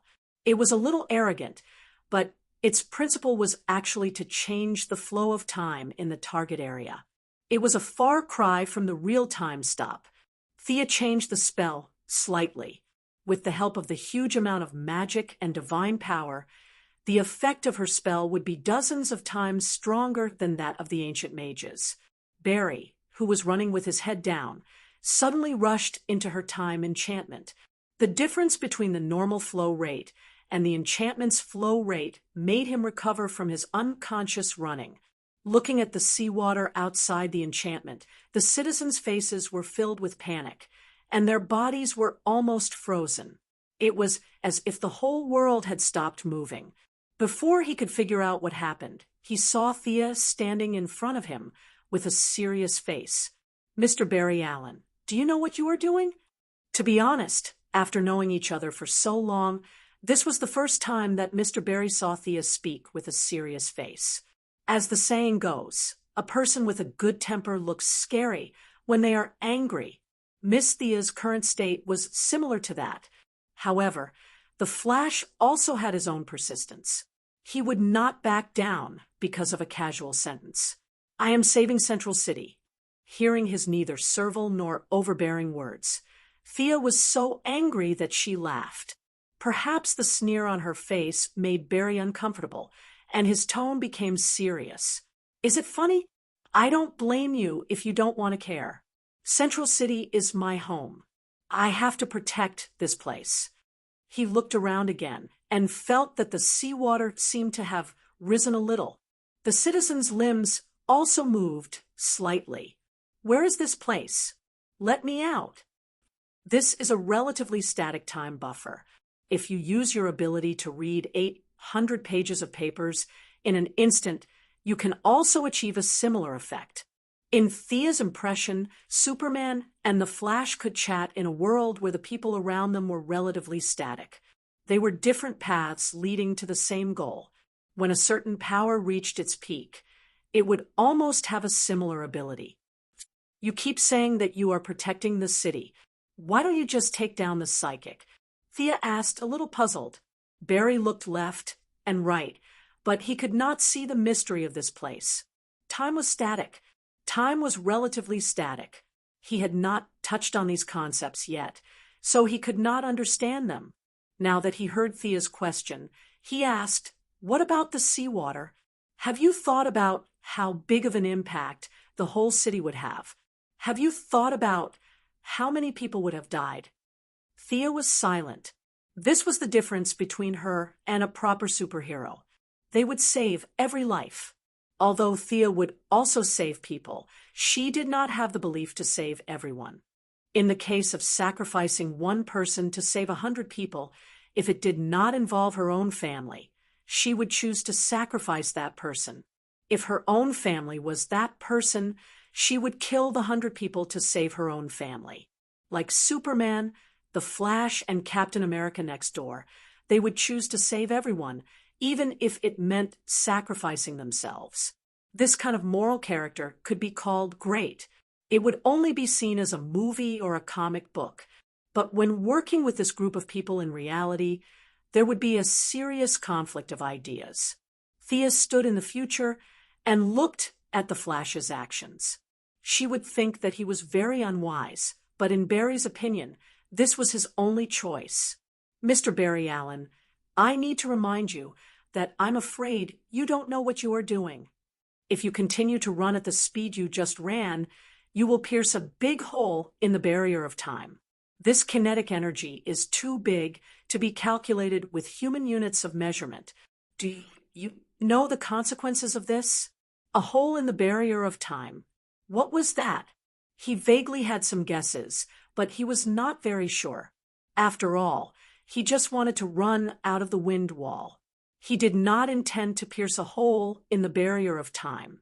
But when he saw Thea rushing over without even changing her clothes, he could not help but ask, what consequences? You can travel through time. Central City will definitely be saved because of the bearded guy in the long windbreaker over there.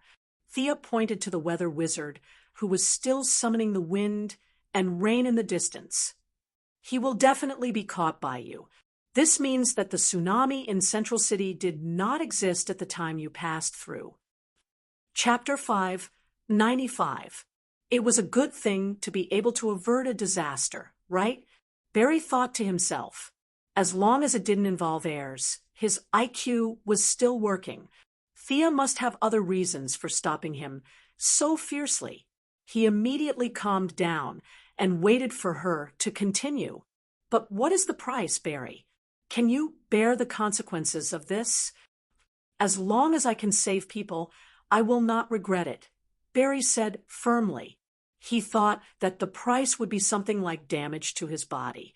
Thea didn't know whether to laugh or cry. You don't know anything, and you don't regret it? I haven't finished yet, right? You might as well change your name to Barry Boohway. Thea stretched out a finger and pointed at the almost stagnant world outside. You will change everything in front of you and everything in the universe. Can you bear this price?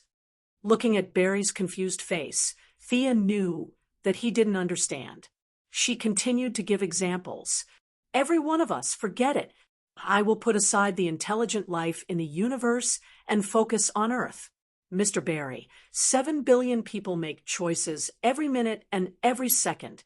If you reset the timeline, whether it is a day, a year, or even a minute, they will have countless new choices. When they stand at the crossroads of life again, this choice can be very good, or it can be worse than today's outcome. Can you bear this price? Barry wanted to open his mouth and say that he could, but he really couldn't. He had no right to make choices for others. In order to deepen his understanding of the situation, Thea waved her hand and produced another image. In the image, Blackie and Barry were hugging and kissing. Thea pretended to have a sudden realization. Oh, you finally took down heirs 10 seconds ago? It seems that you have finally seen your true colors in the face of life and death. Congratulations. Have you thought about it? If you reset the timeline, heirs will still return to Officer Eddie. Can you bear this price? Heirs loves me. I am very sure of this. Barry couldn't interfere in other people's lives, but he felt quite confident in his own affairs. People have subconscious minds. I admit that Miss Iris loves you very much. Of course, you love her too. But the love between the two of you 10 seconds ago was a moment of crisis. If this crisis hadn't happened, a lot of moral values, human factors, environmental pressure, and work atmosphere would have affected her final judgment. Based on my judgment of Iris, she will continue to cohabit with Officer Eddie and ignore her own subconscious reminders. Mr. Barry, this is just a small example. You may have the spirit of sacrifice, but what about the others? What about the 7 billion humans on Earth? If they had to make countless choices, would it be better or worse than today? Have you thought about this? Thea felt that this was a rare opportunity. She had to make things clear to him. Otherwise, it would be terrible if another flashpoint incident happened. She had only heard of Dr. Manhattan using the flashpoint to steal 10 years of time, but she had never seen it. In Thea's opinion, she couldn't care less about the affairs of those powerful people. She had to kill the ones in front of her. If she threaded the timeline like a sieve, she wouldn't be able to live. In order to strengthen Barry's confidence, she made another promise. I will deal with this tsunami. You can catch the culprit. Is that okay? Seeing this, Sia immediately put away the time enchantment and watched him rush towards the weather wizard like a wisp of smoke. Facing the waves that were dozens of meters high, Thea was not afraid. This thing looked scary, but its actual energy was not high. The battle between Superman and Zod, the battle between the three girls and Doomsday, at that time, the damage caused by a casual punch or kick was greater than this turbulent wave. This kind of wave caused by the weather did not have a strong impact on the ground. Thea took out the God of Death's staff. This was an artifact created by the first king of Atlantis. Like the Sea King's trident, it also had the ability to control water. She called the Sea King couple and communicated with them. Both sides exerted their strength at the same time. The waves that were originally covering the sky were completely suppressed, and the water surface was as flat as a mirror. As for the tornado caused by the weather wizard, in the eyes of a real mage, it was like Li Kuei had met Li Kuei. Thea easily extinguished it. After solving the disaster, she had the time to look at Barry. She didn't pay much attention before, but now she saw that Barry's speed was even faster. Previously, all of his speed was sucked away by the man in the leather jacket, and he had to cultivate again. Then he became evil again. Now, Barry seemed to have leveled up twice. At this time, his top speed had reached 5,000 kilometers per hour, surpassing Thea and Diana. In her opinion, he should be about the same as Supergirl, but not as good as Superman and the Martian Manhunter. She had been busy for 7 or 8 years, and now her single attribute was surpassed by someone else in 2 months. Thea was still a little depressed. Fortunately, speed was not her forte, and the feeling of unhappiness faded quickly. Barry's movements became faster and faster. The weather wizard, who had been standing in the middle of the dock, was tied up like a dumpling before he could see what was going on. Seeing that Thea had stopped the disaster, Barry happily saved his adoptive father, his future father-in-law, Joe West. Thinking that heirs could finally be with him, he felt full of energy. As for Officer Eddie Swan, he could only say sorry. Just when Barry felt that he was going to reach the peak of his life, the call in his headset made him fall into the abyss. The truth was revealed. Dr. Wells was reverse lightning. He had wanted to kill Psyker, who had found out the truth, but his tracks were exposed, and he was stopped by Caitlin in time. Reverse lightning did not know that Caitlin was so powerful. The Frost Killer with full firepower, or rather, full of ice power, saved Psyker in the nick of time. Caitlin could not catch up with reverse lightning speed, but she only defended and did not attack. Using a large area of effect attack, reverse lightning used himself as the starting point and constantly absorbed the heat around him. No matter which angle he attacked from, he could not avoid this 360-degree attack without any blind spots. As long as he was within a certain range of Caitlin, the heat in his body would begin to disappear rapidly. It was like a mouse trying to pull a turtle. Caitlin tried to throw lightning twice, but unfortunately, after becoming Thea's follower, she would also receive some combat training from Death Knell and Fiora from time to time. She could not compare to the experienced mercenaries, but she was definitely not a rookie who would go weak at the sight of battle. The initial speed of the lightning was very fast, but unfortunately, lightning also had heat, and it would be affected by Caitlin's absorption of heat. The loss of heat naturally decreased the speed. Under the premise that she was prepared, It was not too difficult to dodge. Caitlin, I have underestimated you. Reverse Lightning took off his mask, revealing the elegant and wise face of Dr. Wells. Caitlin, who had been with Thea for a long time, had excellent acting skills. Doctor, why did you kill Psyker? And what are you wearing? Are you the one who killed Barry's mother? Why? Why did you do that? Chapter 596. Psyker looked at his mentor in confusion. Caitlin already knew the truth, but he didn't. Just 2 minutes ago, he had treated Dr. Wells as a teacher, as a father. Now that this father wanted to kill him, he felt cold, heartache, and all sorts of emotions. At this time, he also looked at Reverse Lightning anxiously, waiting for him to give them an answer. Why would I do that? Good question. You are both my best students, Caitlin, Psyker. Psyker, I look at you like I'm looking at my son. Reverse Lightning looked around with some emotion. Although Caitlin was frozen like an ice house, he could still see the structure of the buildings. This is my home. You and Barry are like my family. The time I spent with you was the happiest time of my life. Then why did you do that? Why? Psyker roared with blood at the corner of his mouth. He couldn't understand why the respected Dr. Wells would kill Barry's mother. The two of them had nothing to do with each other. Reverse Lightning's skinny face had a slight change. It was very subtle. If you didn't look closely, you would think it was an illusion. He was about to say something when he suddenly noticed something. He put on a cynical smile again. Barry is back. He should be able to answer your questions. I look forward to our next meeting. After he finished, he turned into a red lightning and left. As soon as he left, Barry turned into a yellow lightning and rushed back to the lab.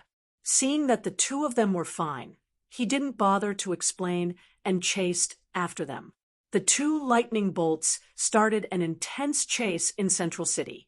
Barry leveled up twice, and Reverse Lightning also benefited from it. His speed was faster and more agile. Unlike Barry, his experience was unparalleled. He was also very familiar with the terrain. This chase was like a simulation in his mind countless times. Thea didn't participate in this race. Barry was still very young, so it wasn't a bad thing to accept some setbacks. Besides, Thea really couldn't catch up. Of course, she found many excuses for herself. She said that the grass was too soft and too hard, the weather was too cold and too hot, she didn't have her own sportswear, and so on. After giving Psyker a simple treatment, Lin Sanjiu realized that this silly boy had suffered quite a serious injury this time. The physical damage was still manageable, but the psychological damage could only be healed by himself. She asked about what had happened, and Psyker told her everything with a blank expression. The situation wasn't complicated at all. Reverse Lightning was truly frightened by the mess of adepts in Central City. He wasn't afraid of them, but he was afraid that one day Barry wouldn't be able to hold on and die. If that happened, it would be too late for regrets. However, Barry was the kind of person who would die if he didn't help others. Reverse Lightning, who was so worried, could only pressure him in another way. Intentionally exposing his tracks, Reverse Lightning personally went into action. The two of them chased each other around Central City, and the result was undoubtedly Barry's complete defeat. Knowing that he had many shortcomings, Barry sought help from Dr. Whale's sock puppet account. He cried and shouted, "Coach, I want to play basketball." Reverse Lightning naturally did as he wished. Barry reduced his crime-fighting activities and focused on long-distance running with the coach. At the same time, in order to remove his sock puppet account from the list of suspects, Reverse Lightning set up another ruse. At that time, the effect was quite good. Barry clenched his teeth and calmed down for a few days, but loopholes were unavoidable. Finally, Psyker found them today. 1,000 miles of dike was destroyed by an ant's nest. A single mistake caused his entire plan to collapse. Thea sighed when she heard this. Putting aside the fact that reverse lightning killed Barry's mother, he really treated Barry and Psyker very well. It wasn't an exaggeration to say that he taught him everything he knew. Now, the three of them had turned against each other. The cutting-edge technology laboratory could no longer be restored to its former glory. It was a pity. Not long after, Barry ran back with his face covered in dirt. Even a blind person would know that he had lost his target. It was a wall. I saw him go straight through the wall. When I went around to look for him, he was already gone. The rookie Flash was very depressed. He thought that his speed was great, but he was taught a lesson by reverse lightning. He didn't know how to go through walls. When he gradually calmed down, the few of them began to exchange information.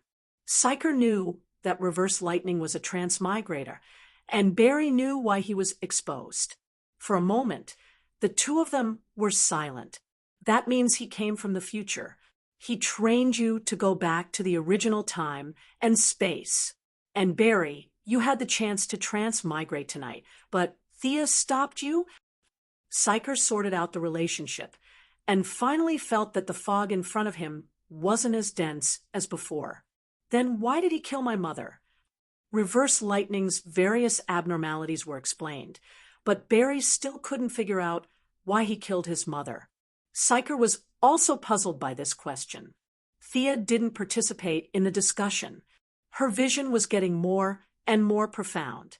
Sometimes she couldn't help but think, was Barry's mother really such a person? Could she be the incarnation of the seraphic speed space? Did she come to Earth specifically to give birth to Barry? Or did she create an incarnation or simply possess an ordinary person's body? Otherwise, it really couldn't explain the close connection between Barry and the seraphic speed space. He was too special. If he was the biological son of the seraphic speed space, then everything could be explained.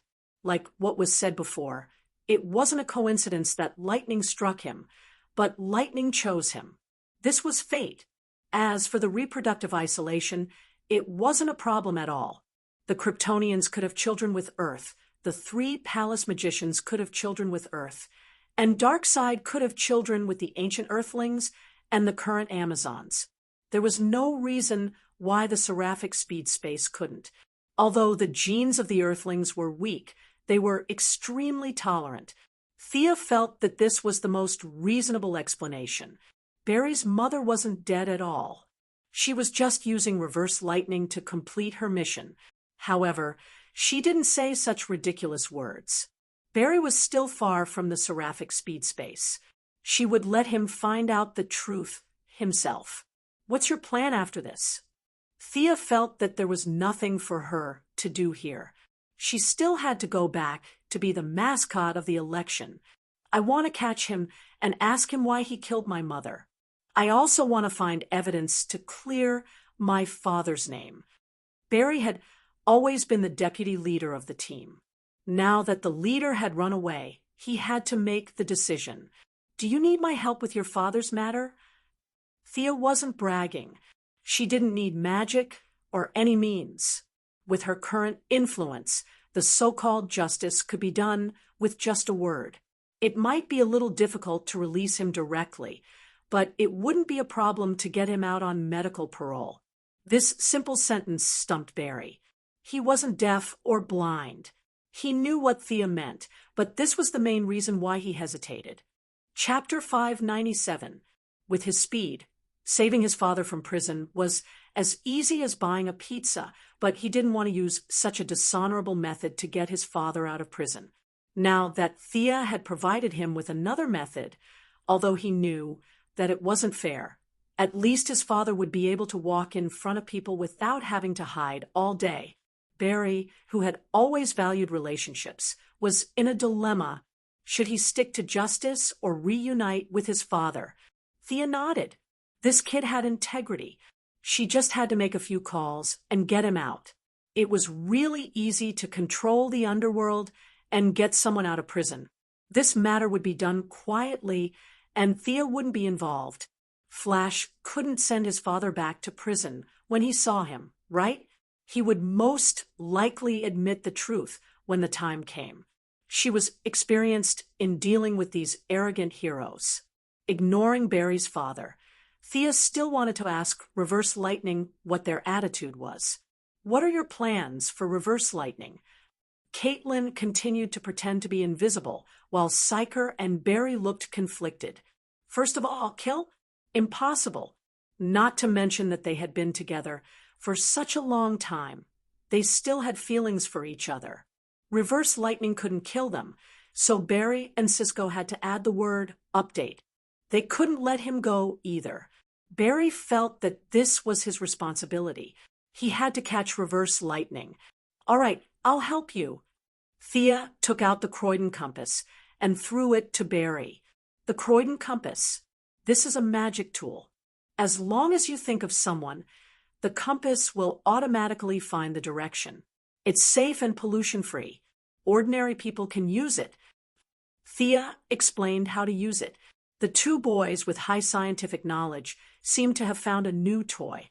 Cisco circled around Barry, while Barry used the compass to correct the direction. The result was exactly the same. What's the theory behind this? Is it the effect of the magnet? Cisco, who was originally depressed, was attracted by the theory behind the compass. He became more energetic. Thea could only smile bitterly. Who the hell knew what was going on? This bunch of science-oriented people would try to use science to explain everything they encountered. The fat old man from Firestorm was like that, and so were Psyker and Barry here. Although she had lent them the compass, Thea was still not optimistic about Barry's ability to find Reverse Lightning. This was mainly because Reverse Lightning knew him too well. He had been silently observing a person for 15 years. Perhaps Reverse Lightning knew how much Barry talked in his sleep and how many times he went to the toilet. The information was completely unequal. Chasing after him under this premise would only result in nothing. In fact, the best way to deal with Reverse Lightning was to let Madame Xanadu divine his location. After that, a few heroes would go together and find this person. Then, a large number of speed-limiting spells would be thrown out. With a wave of skills from the heroes, Reverse Lightning would definitely die. However, judging from Barry's intention, he still wanted to investigate it himself. Thea didn't really want to see Shangdo now, mainly because their relationship was too awkward. In the past, it was just a simple relationship between an old senior and a new junior. Since Old Ma and Xanadu rolled together, they had become a friendly senior and junior relationship, illegitimate daughter and stepmother. The two who were originally unrelated had this strange connection because of Old Ma's involvement. How could such a chaotic situation be described with the word awkward? After saying goodbye to the three, Thea returned to Gotham and continued to act as Moira's election backdrop. Midway, she instructed her subordinates to use a roundabout relationship to release Barry's father. For the next few days, Barry was in a state of excitement. The breakthrough with heirs was not abandoned because of the timeline reset. His biological father was also rescued. At this time, Barry only felt that his life was full of happiness. Of course, the process was not smooth. Officer Eddie Swan, whose wife was stolen, was burning with jealousy and chased after Barry Allen. Knowing that he was in the wrong, he did not fight back and was solidly beaten up, feeling all kinds of strange gazes around him. Officer Eddie Swan left the Central City Police Station and disappeared from everyone's sight. Lady Blackie finally confirmed her true love. She stuck to Barry every day. If it wasn't for the pursuit of Reverse Lightning, Barry felt that he would have forgotten his surname. He should have left the Central City. A few days later, Barry said to Thea on the phone. Thea could only maintain a limited amount of attention. To be honest, Reverse Lightning was not a traditional bad person. He had definitely killed people, whether it was Barry's mother or the original Dr. Wells. But to say that he was so bad that it was hard to remember, it was not so bad that it was hard to remember. From a certain point of view, because he led the birth of the Flash earlier, the technological level of human society had improved by a few years. For example, Psyker, who had been learning from him for many years, had received a lot of cutting-edge knowledge of future technology. His vision and perspective had greatly improved. In short, Reverse Lightning was definitely at fault, but his achievements should not be ignored. Thea's attitude towards him was to let him be. There were countless people on Earth who were worse than him. It did not matter if there was one more or one less. She was just the goddess of trade and wealth, not the goddess of law and justice. She would leave Barry to worry about Reverse Lightning. Moira's trip to the country won a lot of praise. Some of the media sincerely praised her, while some received benefits. There were some who praised her, and some who criticized her. Thea deliberately allowed some of the media to smear her family under the current democratic system, let alone Moira. Even if Jehovah were to be the president, there would be people who would scold and praise him. This was the main theme, which was very American. Under this system, it was impossible for people to praise him and shout, "Long live the Emperor." A few bold media outlets attacked Thea and other superheroes, while the timid ones began to use Oliver's gossip to hype things up. The writers of the media began to work hard. Like writing a novel, they wrote about Oliver's life experience before the shipwreck. 10,000 words a day. They wrote continuously for more than half a month. In Oliver's legend, the number of his female protagonists had exceeded the 30 mark. Every day, there were young girls who contacted the newspaper websites to introduce their stories with Oliver. Some of them were unscrupulous in order to become famous, while some were true. At least, Thea's investigation showed that among the 30 women, at least 22 had slept with Oliver. Many women described their experiences with Oliver vividly. They described the length, the depth, the position, the things they liked to say, and so on. This information was published by many unscrupulous media outlets. As a direct result, Shadow applied for annual leave to return to Purgatory Island to accompany her father. Even a gentle woman like her couldn't stand Oliver's past misdeeds. One could only imagine how much information the media had dug up. Chapter 598. Oliver, who had already turned over a new leaf, naturally could not watch his wife go back to her parents' home without doing anything. At the same time, he could also avoid the crazy media. He also prepared to go to Purgatory Island to avoid the limelight. The gossip was getting more and more widespread. Soon, someone dug up the story of Laurel Lance and Sarah Lance fighting for a man. If they were separated from each other and did not see each other, it would be easy. However, they saw each other every day, which was very awkward. Seeing that Oliver was going back to Purgatory Island to fish, Laurel and Tommy also planned to take a break for a few days.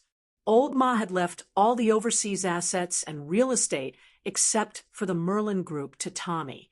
This guy was also a hidden rich man. There were even a few small islands under his name. The two of them found a small island and prepared to go on vacation. At the same time, they could also avoid the troubles in America. The few of them had an awkward meeting and immediately decided that the Green Arrow team would stop work for a month. Before he left, Oliver handed the safety of Star City over to his sister. Moira's side had come to an end for the time being. The rest did not need Thea's help. She also took it as a vacation and prepared to stay in Star City for a few days. The young lady, who had returned to the novice village, was very comfortable. The 4 main generals of the Green Arrow team had gone on a journey together. The remaining Sarah Lance and Shadow El Ghul had come out to take refuge because of Talia's tyranny. They were more like external aides, not team members. Then, the only one left was Roy Harper, who was now codenamed Arsenal. Facing the young lady now, Roy, the lover of Thea, won. Zero was still very nervous.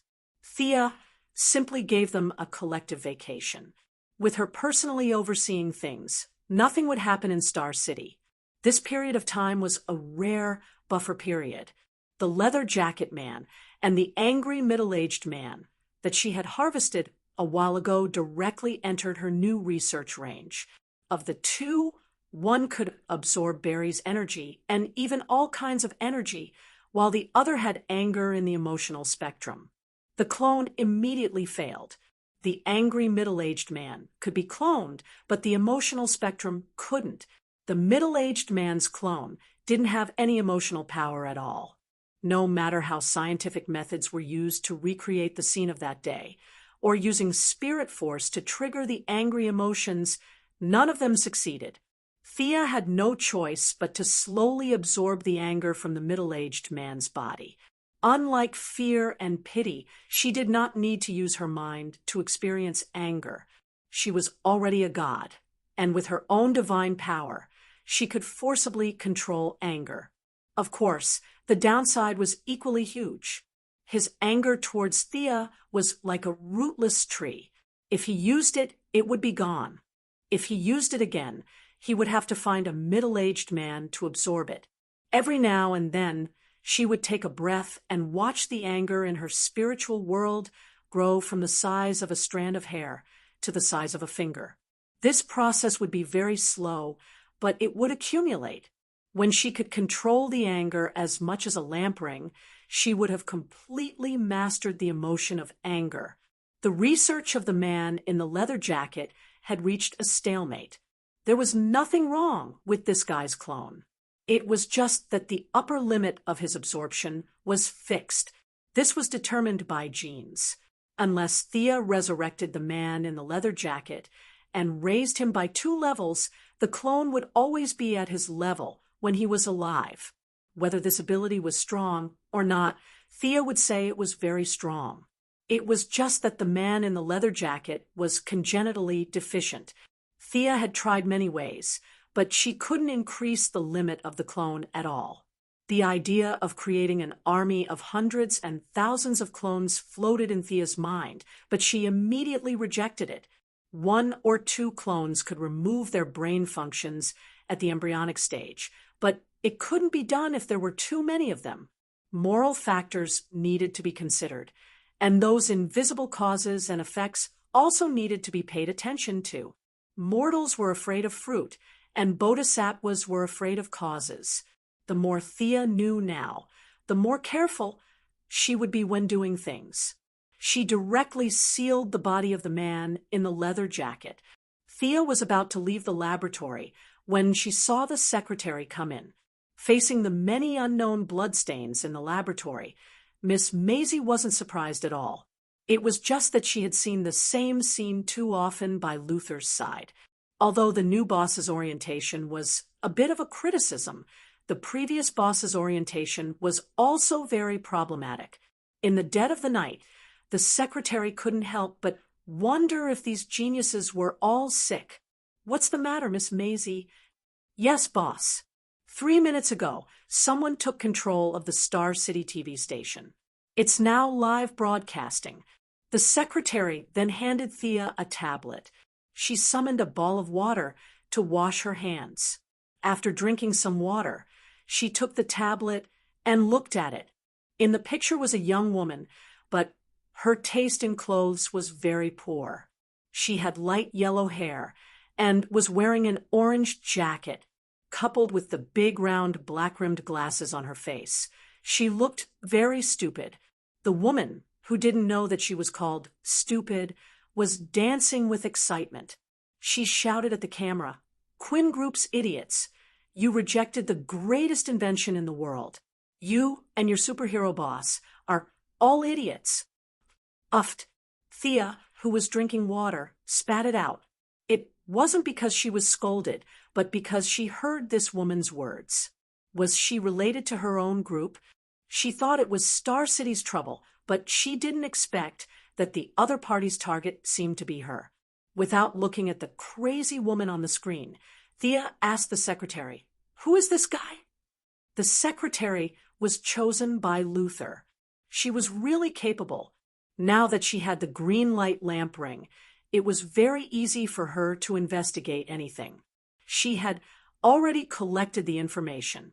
When she heard Thea's question, she directly answered, "This woman is called Bree Lavin.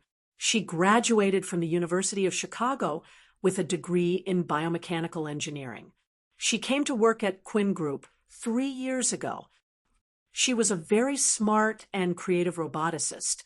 She had once developed microrobotic bees for agricultural use, but her pace was getting faster and faster.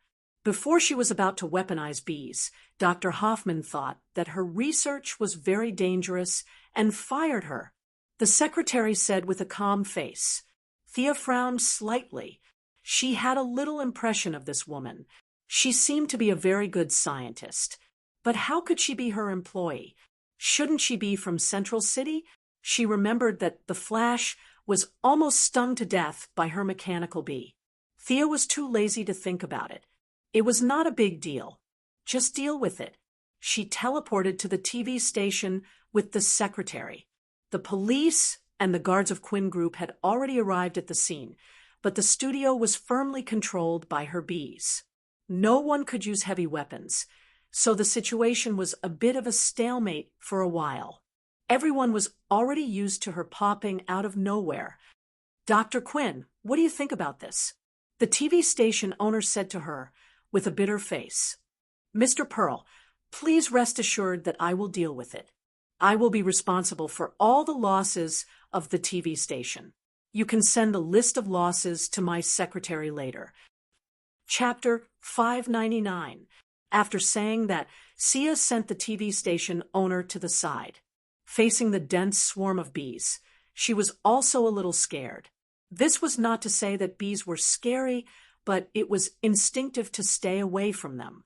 Looking at the bees all over the broadcast room, the floor, the ceiling, all kinds of wires, and all kinds of utility rooms, the constant buzzing made the secretary, who could defeat dozens of American soldiers with her bare hands, a little pale. She carefully looked at Thea's face and observed her expression for a while. She thought she understood the boss's plan. She waved her hand, and dozens of Quinn Group's security personnel began to clear the area, use electromagnetic weapons. Thea glanced at the bees and ordered happily. The security personnel did not know that these bees were actually mechanical creatures. Although they were puzzled, they still changed their weapons. A person who looked like a captain threw an electromagnetic pulse bomb at the swarm of bees. An invisible wave swept across, and the bees fell to the ground. Thea suppressed her disgust and ordered everyone to attack. The following battle was boring. Without the bees, the woman was just an ordinary person. She was sent to the Star City police station by the security personnel. Thea asked Gideon to download all her experimental data. It seemed feasible to combine a large number of bees with the Jacket Man's cells. The surface of the mechanical bees was covered with bionic skin containing the Jacket Man's cells. In this way, the problem of limited energy absorption would be solved, and the moral problem would also be solved. Imagine a wave of bees when facing an enemy, and the enemy's mana would be depleted. What a magnificent scene that would be.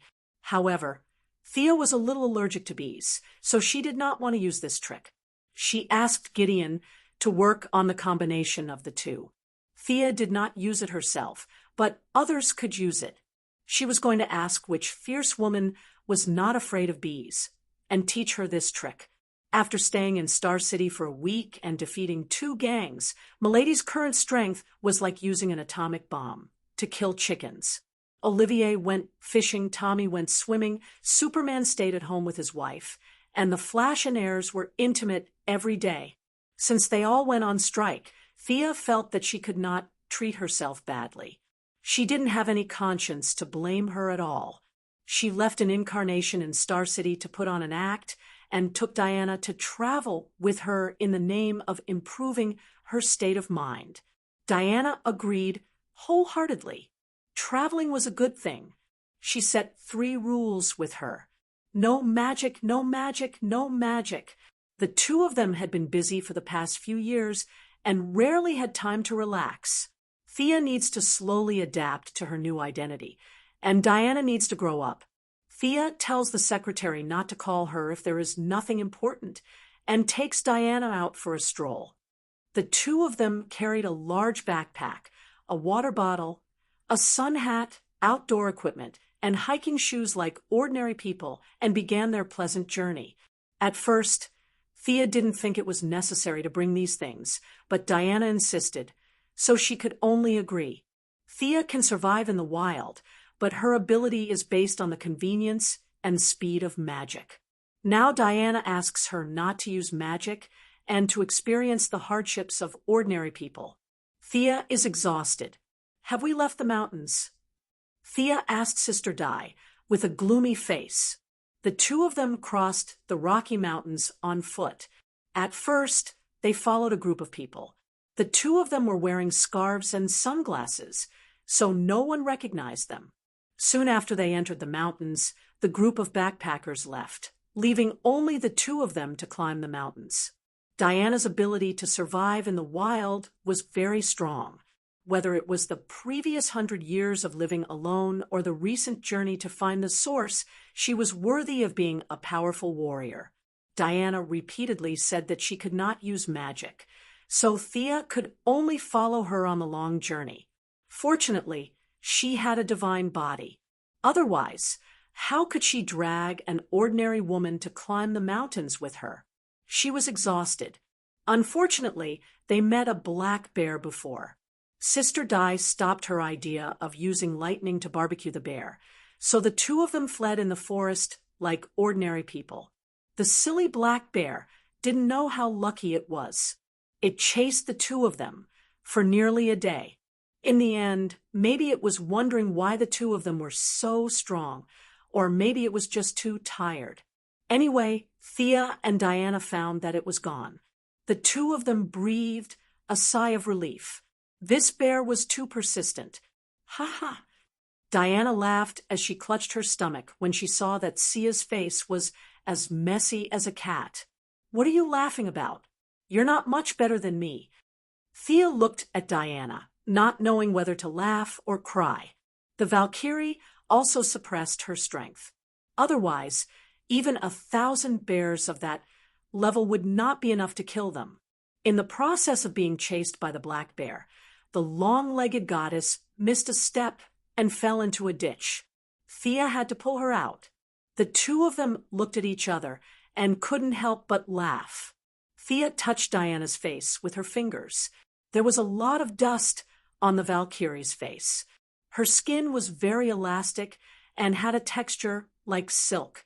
Diana Prince, has anyone ever told you that you're too beautiful? It's my honor to meet you. Why are you suddenly so serious? Diana was a little stunned.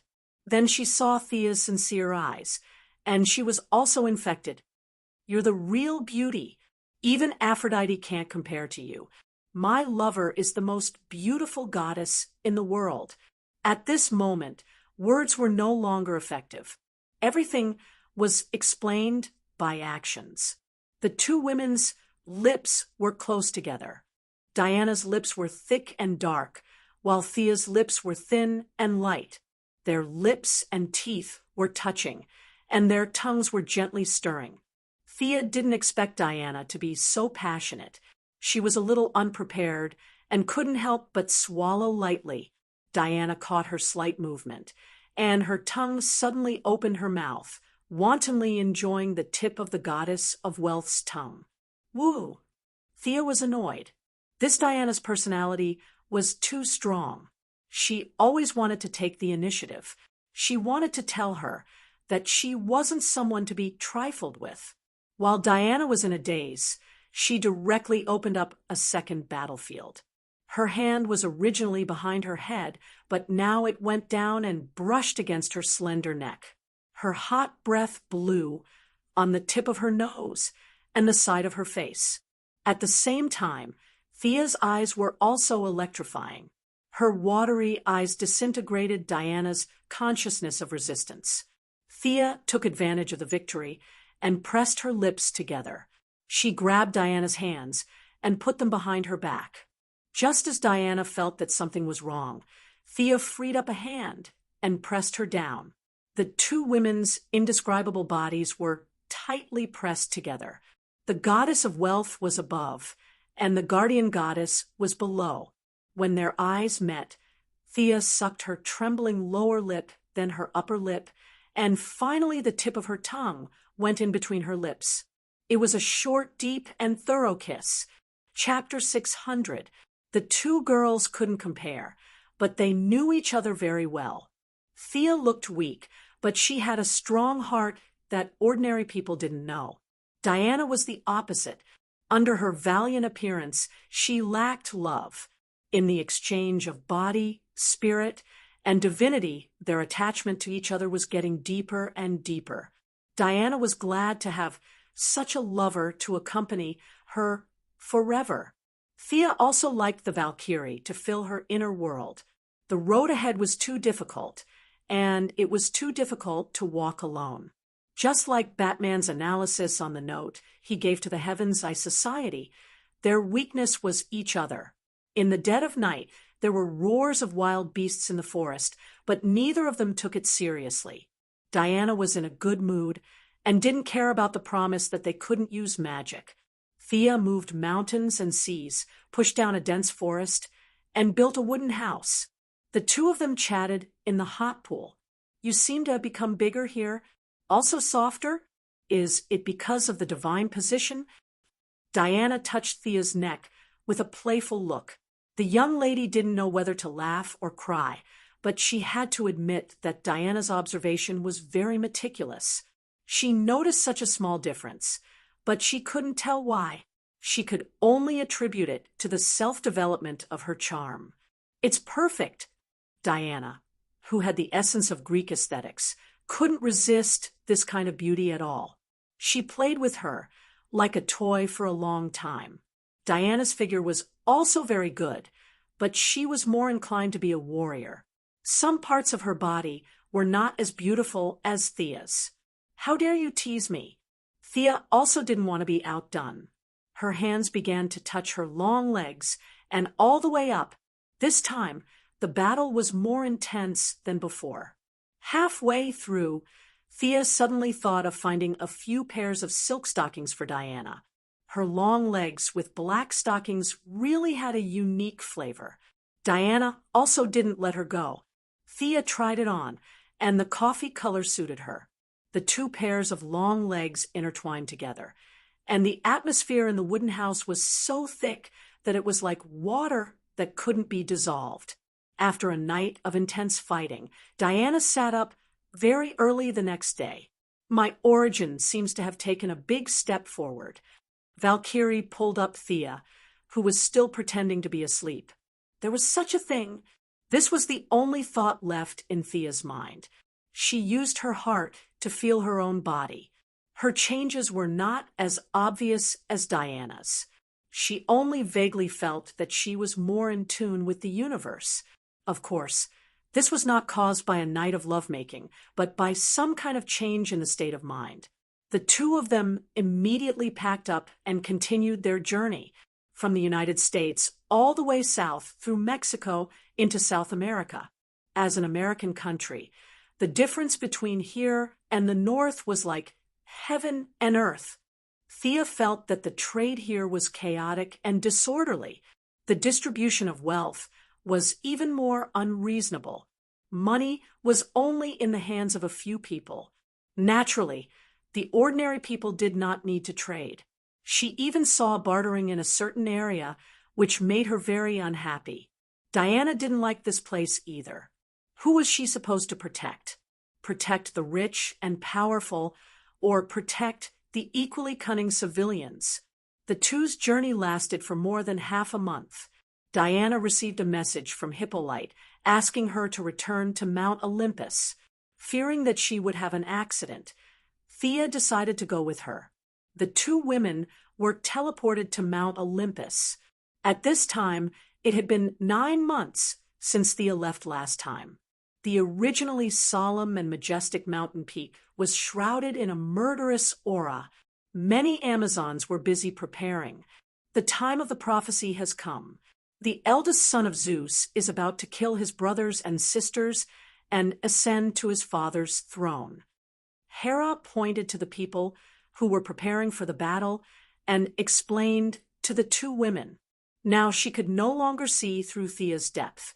Her attitude naturally changed again. She went from being optimistic to being an equal, even if she was a god king. This was the difference in strength. You should try to avoid fighting as much as possible, especially in the battle of gods. The priesthood of the old gods will affect your origin. Thea told Diana, the eldest son was praised as a god in the prophecy. She was afraid that Diana would rush up regardless of everything, although the gods were unwilling, in the face of the summons of the god king. Except for the rebellious Apollo and Hermes who had defected to Hades, several other gods who were still breathing also arrived one by one. A bunch of weaklings. Thea was not optimistic about the combat power of the gods of wine, fire, agriculture, and strife. They were good at eating, drinking, and playing, but fighting, they had to stand aside. The old acquaintance, Ares, was getting older and older. He stood there trembling. Many Amazons didn't understand why this bad guy in the past seemed like he could be blown away by a breath. Thea knew very well that although the weakening of the god of war had nothing to do with her directly, the indirect impact was too great. There was no war between humans. It was ironic that several big countries were forced into the fast lane by her interstellar plan. They were all desperately building mecha and motherships, a few gunpowder barrels, the Middle East, Afghanistan, and so on, without a few big countries secretly playing games. Why would they fight among themselves? All the wars subsided a month after the mothership was launched. The big countries had no energy to play games. They were all digging deep into their potential to occupy a leadership position in the future. The end of the war naturally affected Ares. 100 years ago, he pretended to be a cripple in front of Thea, Diana, and Steve. Now, he didn't need to pretend. He was already crippled. He was a candle in the wind. In the next few days, the gods waited for the enemy to attack in Olympus. The fighting power of the god of wine was not worth mentioning, but the wine he brewed was simply the best in the world. Thea and he chatted well. She brought a lot of good wine and was going to let Moira, Oliver, and the others taste it. The god of fire had been helping the gods to build weapons. Thea discussed with him twice, and he agreed to build a weapon for Diana, the god slayer that he had obtained from Paradise Island. Sia had jokingly called it the sword that Ares must die. This sword had already completed its historical mission. Ares did not need anyone else to do anything, as he was about to die. Now, it was just the right time to take it out and reforge it with Diana's Vulcan's sword. These two swords were built by the god of fire. Now that the two swords were back in his hands, he couldn't help but sigh. After asking Diana about her fighting habits, the two swords were returned to the furnace to be forged. 3 days later, a pair of blue swords was handed to Diana. 2 swords. This was her fighting style in the future. The combination of sword and shield was no longer suitable for Diana's increasing strength. Low-level enemies couldn't break her defense, so she didn't need the shield. High-level enemies couldn't defend her with the shield. Instead of being awkward, it was better to give up the shield and strengthen her attack power. With golden armor and a red cloak and 2 long swords in her hands, Diana now looked more heroic. Thea had a different style. It was not suitable to wear the old gods' equipment in the territory of the new gods, but it was okay to wear the new gods' equipment in the territory of the old gods. At least, Hera and the others couldn't see the origin of Thea's divine robe. They just thought it was very mysterious. Chapter 601. Diana gave people the impression of a brave warrior, while Thea embodied the mystery of a spellcaster. The hood covered most of her face, and her beautiful chin, slightly open lips, and the occasional strand of golden hair peeking out from the hood were filled with a tranquil aura. The gods waited for 10 days, and the enemies in the prophecy finally appeared. Mount Olympus, which was covered in starlight, seemed to have been hit by something, and a deep crater suddenly appeared on the empty ground. Countless evil creatures descended upon the land of the gods. The leader was a tall and strong man with a fierce face and an open chest full of scars.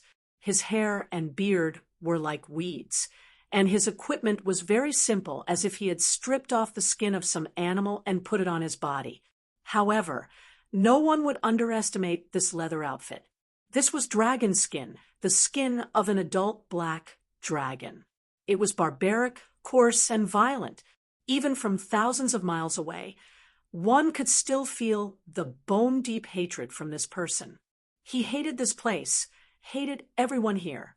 He was a nameless god, the eldest son of Zeus and Hera.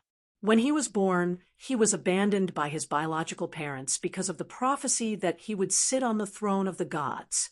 He grew up in the wilderness and fought with wolves during his childhood. When he became an adult, he tried to prove his worth to Mount Olympus, killing evil dragons and fighting everywhere. Unfortunately, his bravery was not valued. Instead, it aroused fear. Zeus personally took action and sealed him in the depths of the earth's core. With hatred for Mount Olympus and the whole world, he climbed with his bare hands for 6,000 years. After countless hardships, he finally saw the light of day again. He wanted revenge and to take back what belonged to him. He was the eldest son. The appearance of the evil creatures naturally attracted the attention of the gods. At this time, Thea was chatting with her new friend. It was Aramani, who had the upper body of a woman and the lower body of a spider. She had followed Thea out when Hera was wreaking havoc in the underworld. She was also at the level of a demigod and was one of the few important combat forces under Hera's command.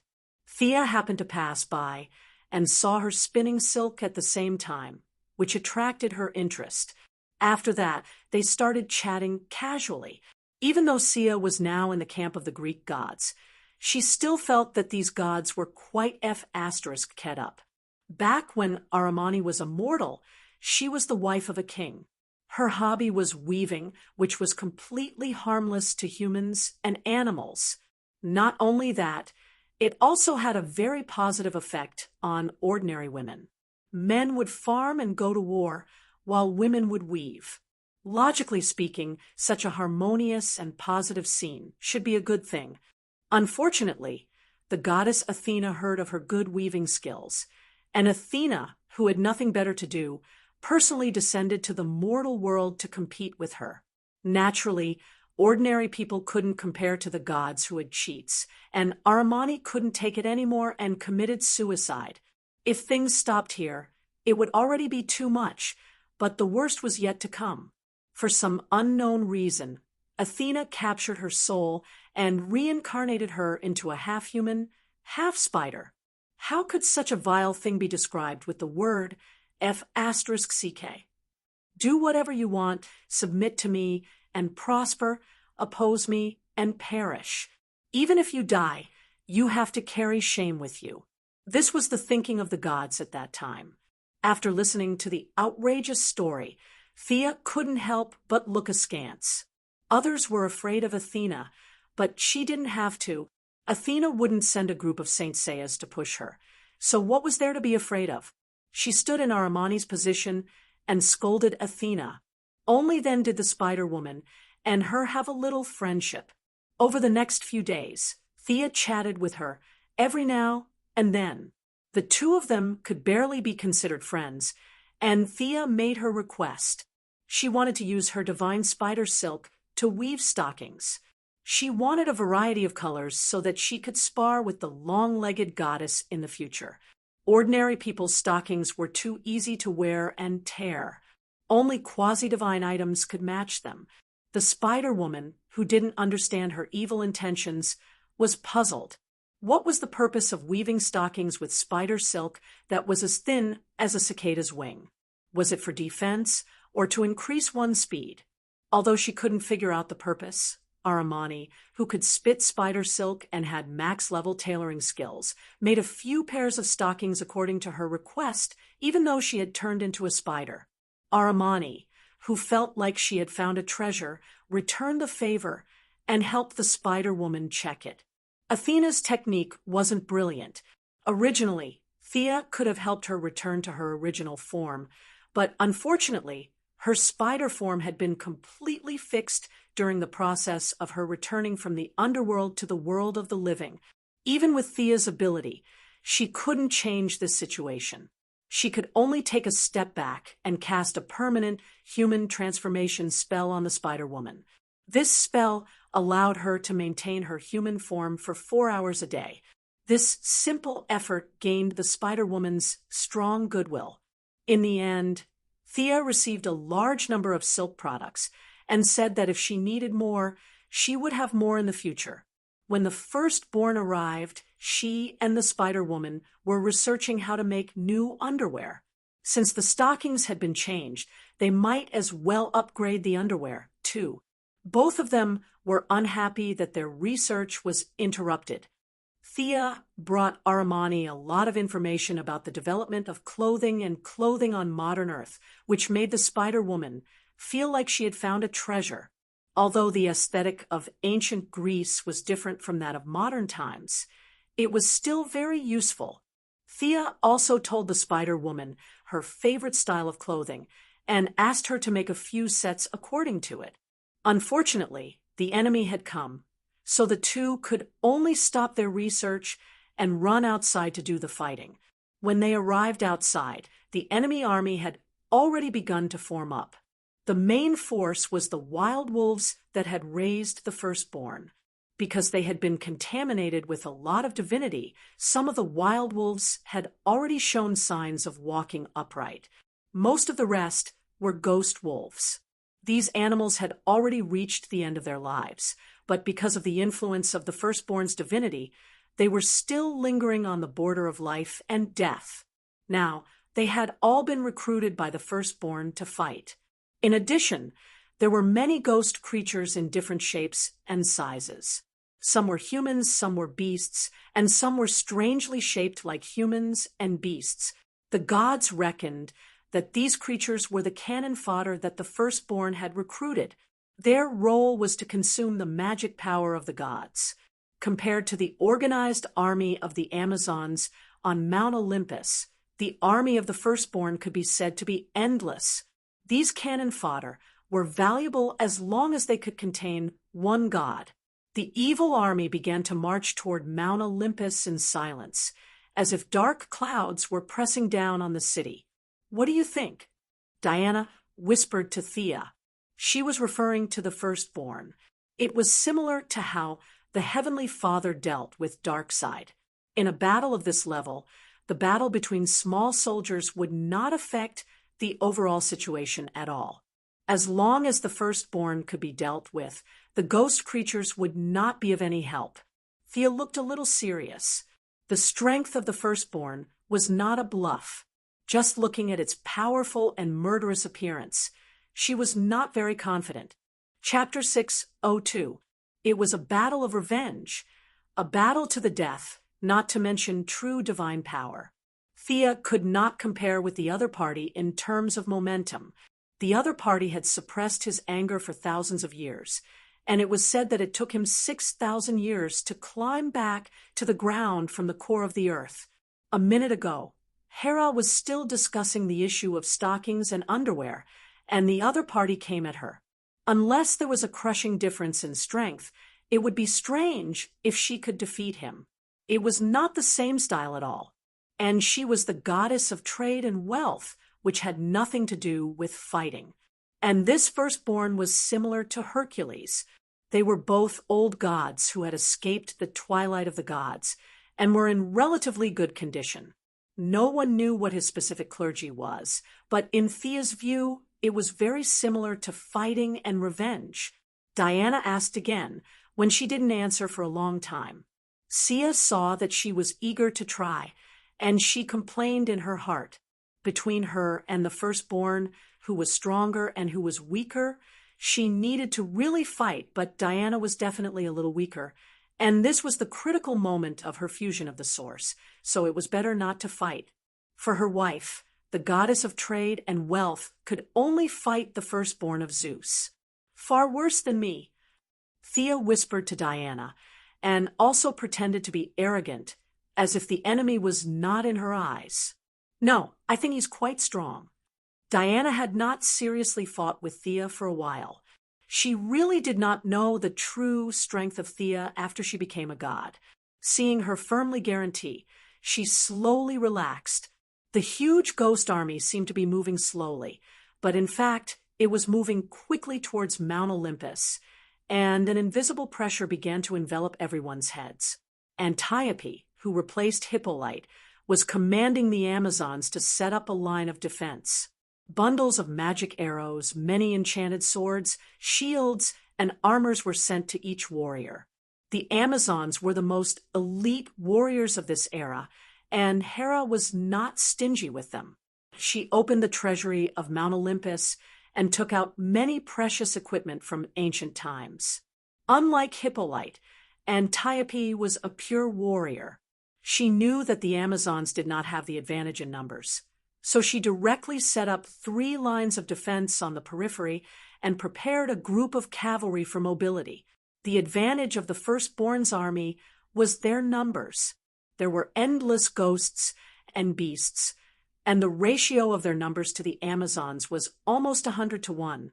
It was his idea to use quantity to fight quality. That was why he dared to come to Mount Olympus with his massive army and his own martial arts prowess.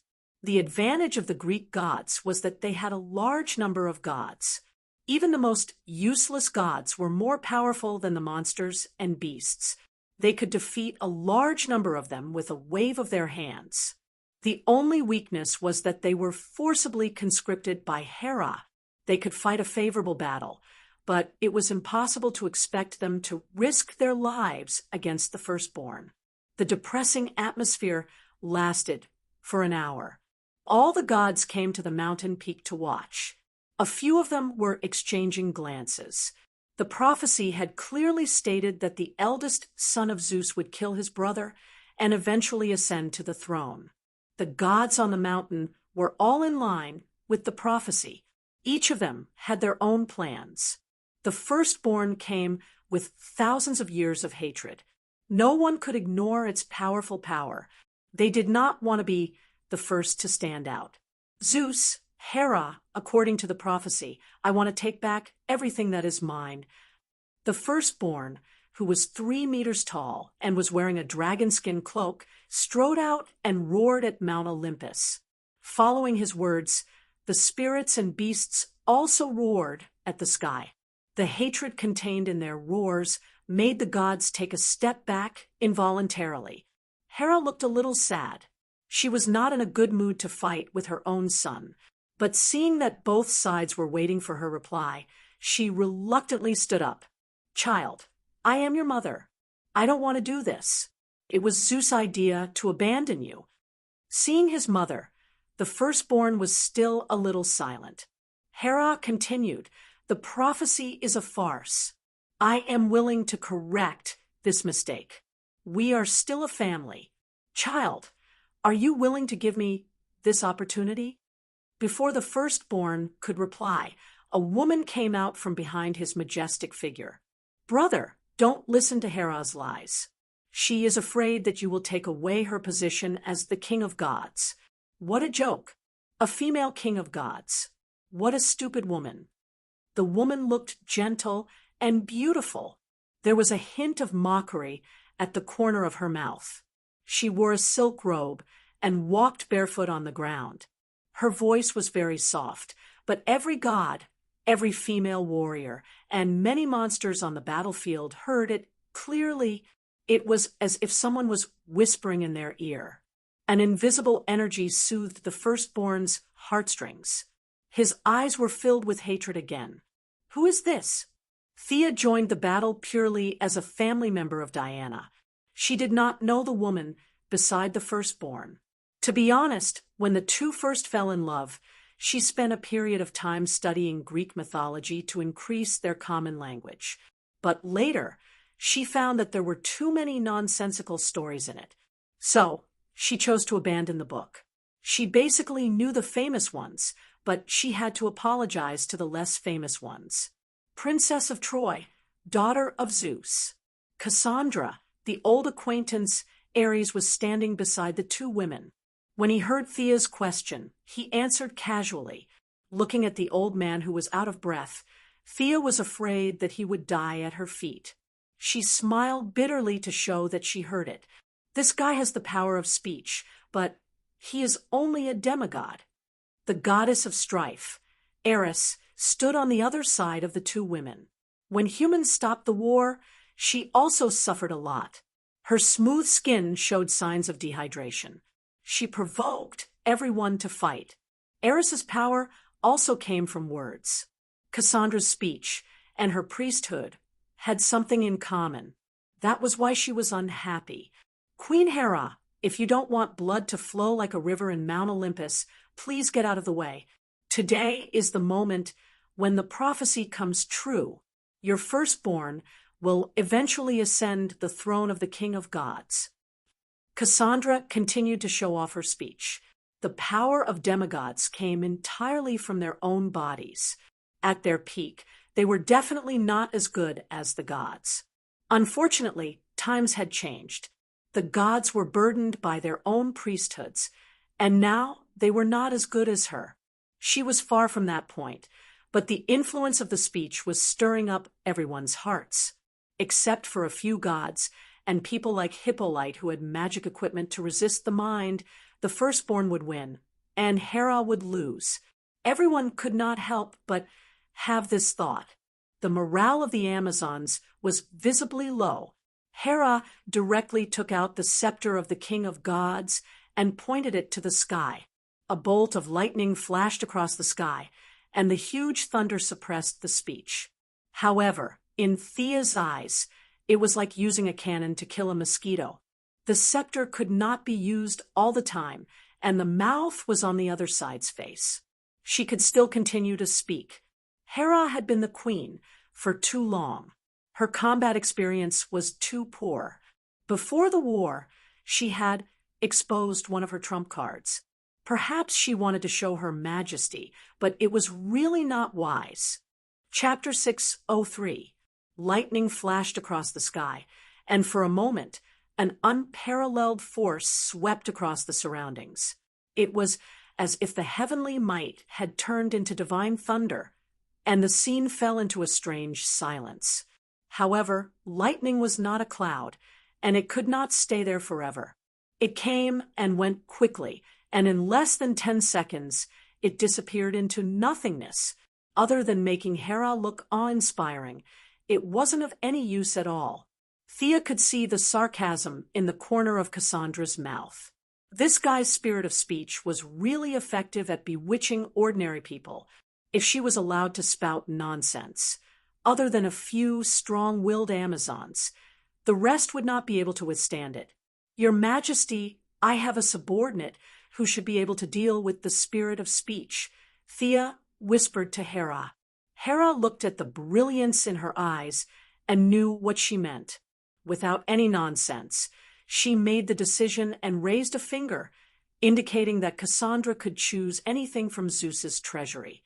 Hera, who had a lot of assets, did not care about the treasury at all. After all, the treasures belonged to Zeus, and the throne of the god was hers. Thea gave her a look that said, "Don't worry about me." She directly teleported back to Earth. Her subordinates on Earth were not suitable to deal with this kind of ability that involved the rules, so she directly called Qing Nu and the Green Lantern Corps. After revising the Corps' mission, the number of people in the Corps had increased from the original 100 to more than 300. Thea did not summon all of them and only asked Qing Nu to bring 100 people to help. The Green Lantern Corps' teleportation ability was unparalleled in the world, and the core came very quickly. Thea briefly explained the situation and brought everyone back to Mount Olympus. The strange appearance of the green lanterns attracted a burst of amazement from the gods. Thea felt that their worldview was still stuck in the era of the square sky and square earth, and they really could not explain what kind of existence aliens were. Qing Nu, who was holding the Book of Nu, directly showed the giant book. Compassion turned into subtle energy and poured into the hearts of the wavering Amazons. The fearful ones were encouraged, and the hesitant ones regained their courage. The reckless ones regained their rationality, and the cowardly ones straightened their chests. The remaining green lanterns established a new line of defense, a line of defense for the soul. Compassion was incomparably inclusive. It could accept good words, and it could also absorb evil words. This was the purpose of Thea calling them here. That person really needs to be pitted. Qing Nu saw her eldest son and said in a calm voice, "You want to brainwash a god." Thea looked at Qing Nu, who was becoming more and more otherworldly by the day, and her mind began to churn. To be honest, this was a good idea. The firstborn's strength was similar to hers. If he was washed into the green lamp's weak fighting power would be improved. In addition, it would allow the eldest son to let go of his hatred and reunite with Hera and her son. It could be said to be a great thing. But the premise is that you have to subdue him first. How about shooting light waves to brainwash him? Thea didn't have the ability to do that. The resistance of the gods was too high. She needed some ingenious plans to carry it out. While Thea was thinking about the feasibility of brainwashing the firstborn, Cassandra was still talking at the foot of the mountain until her throat was dry. She found that there was no movement on the mountain and looked at the firstborn awkwardly. Trash! The ferocious firstborn pushed Cassandra away like a ferocious beast. His eyes were murderous. When he saw Hera's figure, he suppressed the last bit of rationality in his heart, took out a dragon-toothed javelin from behind, and threw it at Hera. Diana grabbed her shield and wanted to block it, but Thea caught her. She secretly raised 3 fingers at Hera and raised her reward to 3 treasures. Seeing that Hera nodded happily, Thea took out the soft whip at her waist. This was the divine weapon of the god of Mars, Helimir. She had changed its appearance and reappeared in the divine world. With a crisp crack, Thea shook the whip and exerted force on her wrist. The soft whip stretched tens of thousands of meters and blocked the dragon-toothed javelin in the air. The fiery red whip was deflected by a small angle. The tip of the whip was like a giant red snake that wrapped around the black javelin. The dragon-toothed javelin lost its momentum and was directly thrown away. For a moment, Thea became the focus of the gods. The few gods on the Greek side did not know why she was interfering. This was the battle of the gods of Olympus. She was not one of them, right? The firstborn was also puzzled. Who was this guy in a golden robe with a hood that obscured his face? You are? Which god? The firstborn was very frank. He asked directly. Thea wanted to say that she was just passing by, but she could not say that. If she did not resist, Diana would have to do it. She could only bite the bullet. She did not answer the other party's question. It was really difficult to answer. The firstborn was here for revenge, and also to see the throne of the God King. Whether from a legal or moral point of view, his reasons were legitimate. Thea stepped up, but she could not mention anything about the Greek gods. In order to avoid being unjustified, she had to think of a reason. She thought for a while and said, "I heard that you are the firstborn of Zeus. I want to challenge you." The firstborn was a little confused at first, but he quickly reacted. What was this guy doing here? Challenging him? He smiled with a ferocious face. "Well, let me see what you can do first." After that, he pulled out a sword from the void. The blade was 10 meters long. Compared to the firstborn's height of 3 meters, it looked a little funny when he waved it around.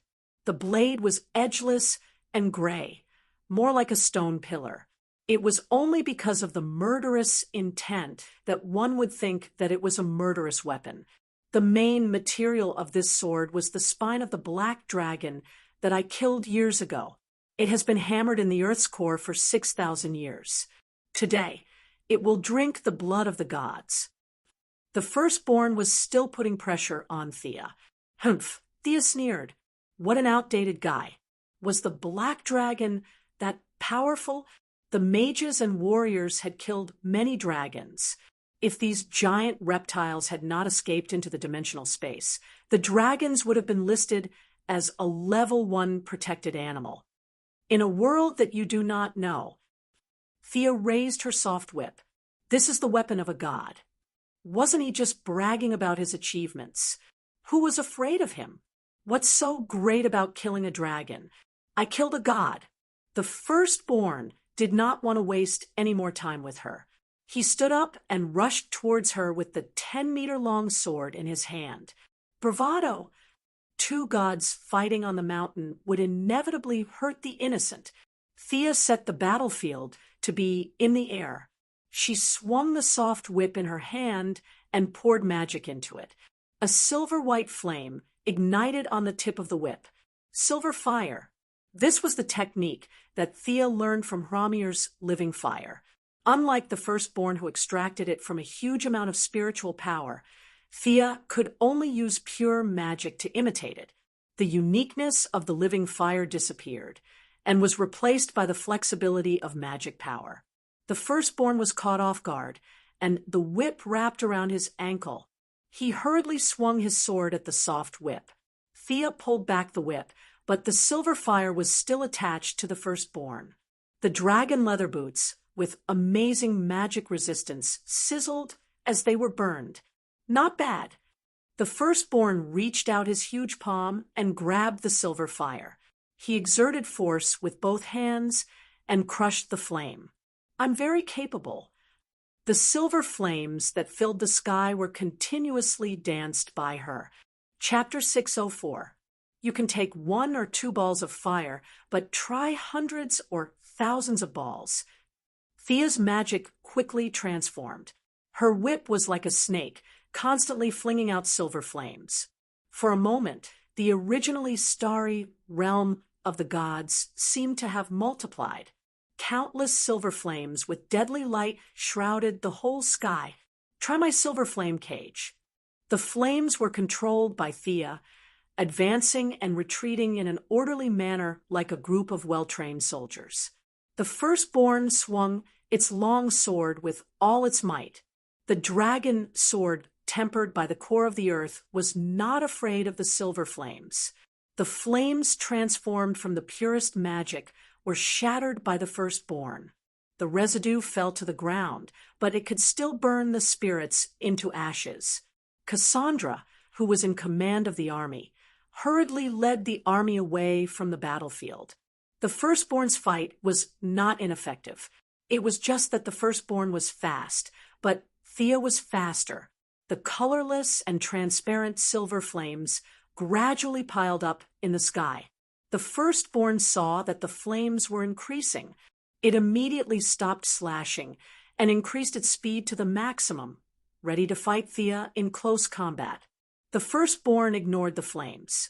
Its dragon skin with amazing magic resistance was burning black smoke.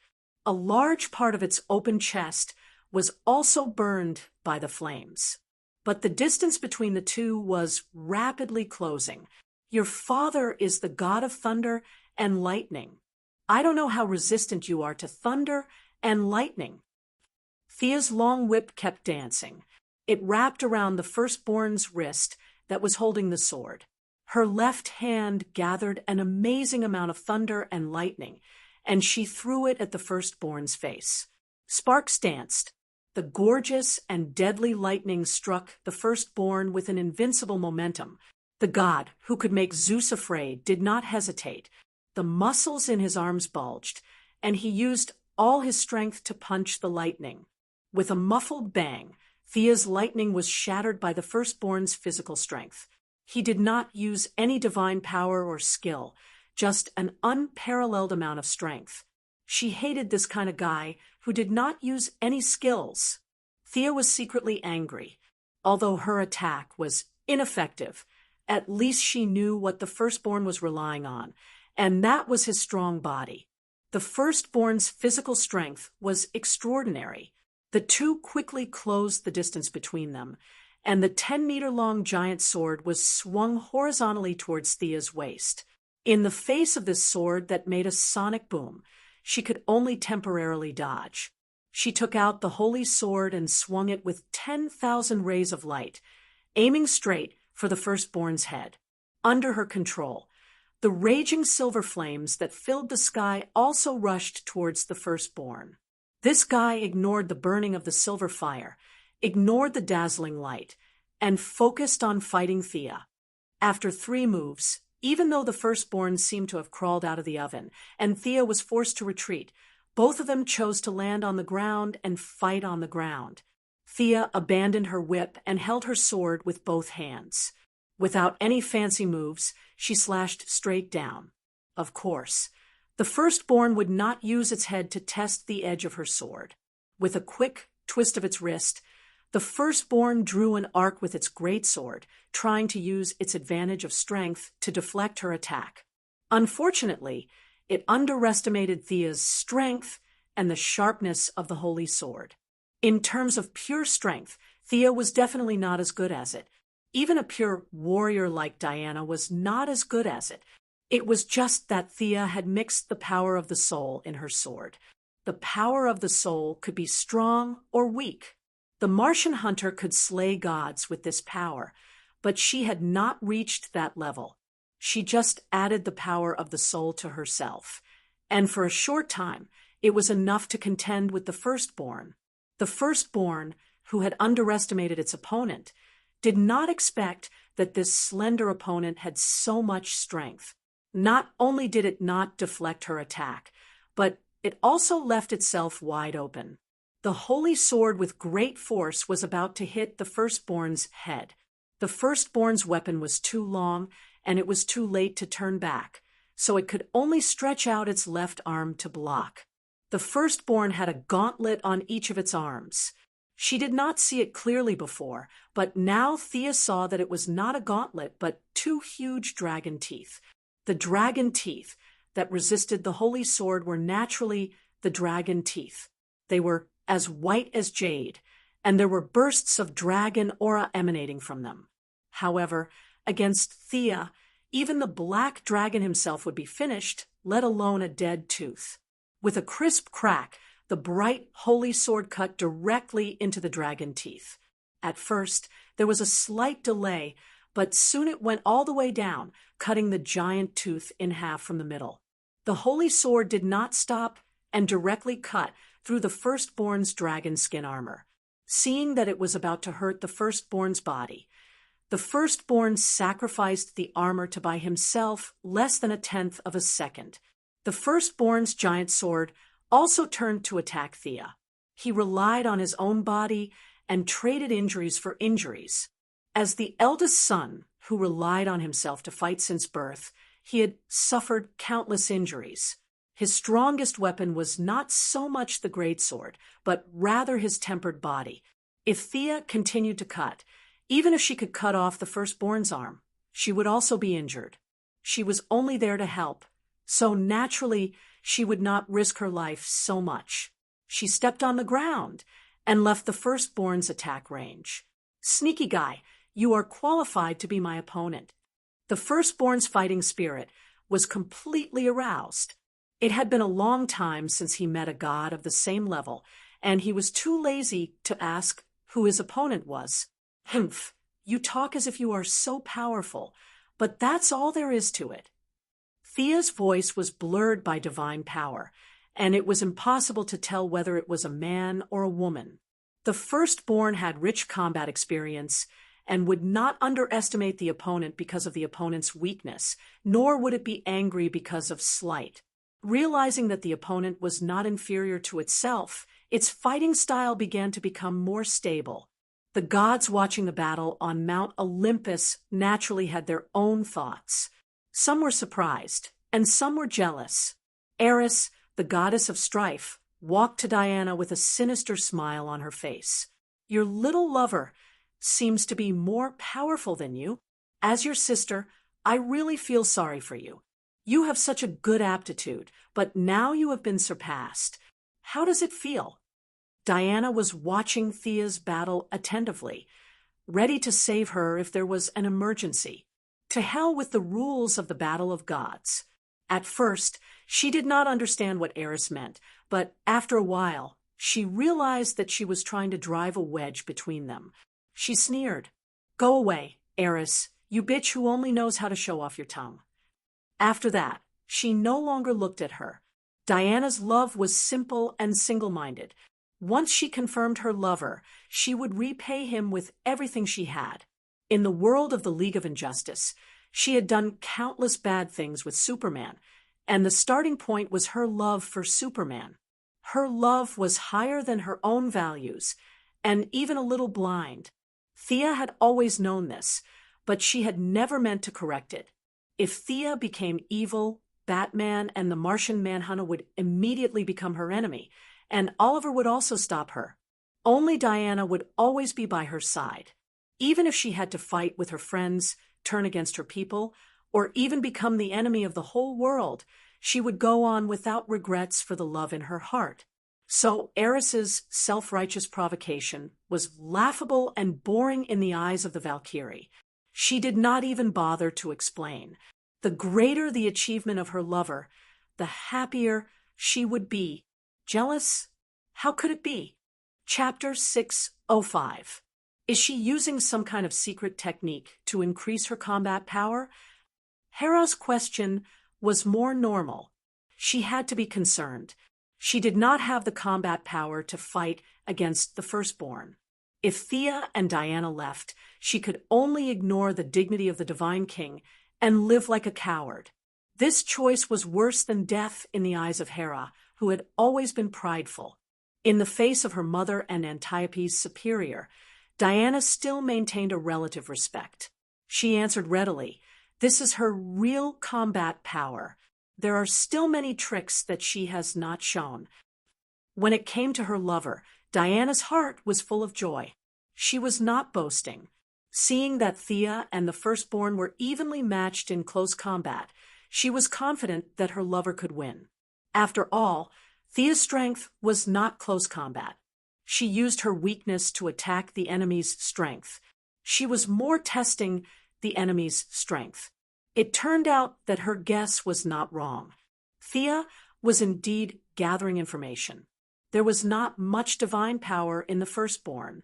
It relied more on its physical strength to fight against the combination of divine power and spiritual power. It was not weak.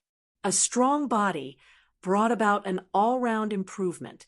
Its strength was great, its speed was fast, and its stamina was almost endless. However, the firstborn's weakness was still obvious. Its strength was completely dependent on its body. Opponents who were not as strong as it could only feel deep despair because they could not kill it. If one was on the same level as it, one would find a weakness that was not a weakness. The firstborn lacked the means to win in one blow. Thea, who was confident, began to attack. The strong confidence made her spiritual power rise to another level. The firstborn on the opposite side had the trait of becoming more and more courageous as it fought. It also squeezed out physical strength crazily in the fierce battle, and as the number of injuries increased, its physical attack power became more and more powerful. The holy sword and the giant sword kept colliding. The holy sword that gathered the faith of all beings was still shining brightly, while the firstborn's giant sword was a little overwhelmed. So what if it was the spine of the black dragon? So what if it was buried in the Earth's core for 6,000 years? It was still cut like a saw by Thea. The range of the battle between the two was getting larger and larger. At first, the firstborn was still worried about its subordinates. Later, when the battle became more intense, it became hot-headed and could not care less. Many ghosts and beasts were hit by the aftershocks. Some were directly scattered by the enormous force of the giant sword, while others were hit by the radiance of the holy sword and turned into ashes. It was as if they had never existed. Cassandra could only tell the army to dodge. It was easy to say, but the army of close to 100,000 could not dodge at all. The evil Thea purposely dragged the firstborn into the enemy's army, and many of the ghost creatures were in for a bloodbath. Wherever the two of them passed, it could be said to be a mess. The battle lasted for an hour.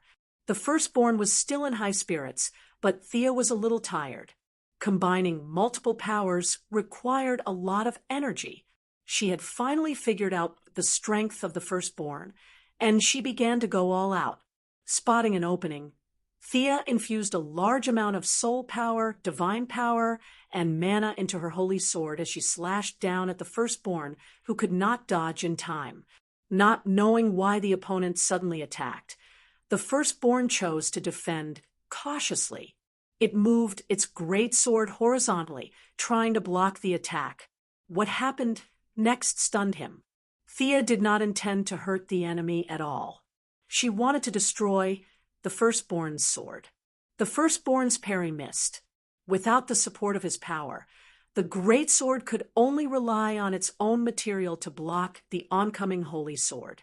With a crisp clang, 1/3 of the great sword was cut off by the holy sword. She wants to destroy my weapon? The firstborn felt very distressed for a moment and thought that he understood Thea's sinister intentions. However, this was all an illusion. To deal with a person who could create miracles with great power, one had to use a dirty trick. Using the loophole in his mind, Thea finally began to use the divine power of wealth when the two of them passed by each other.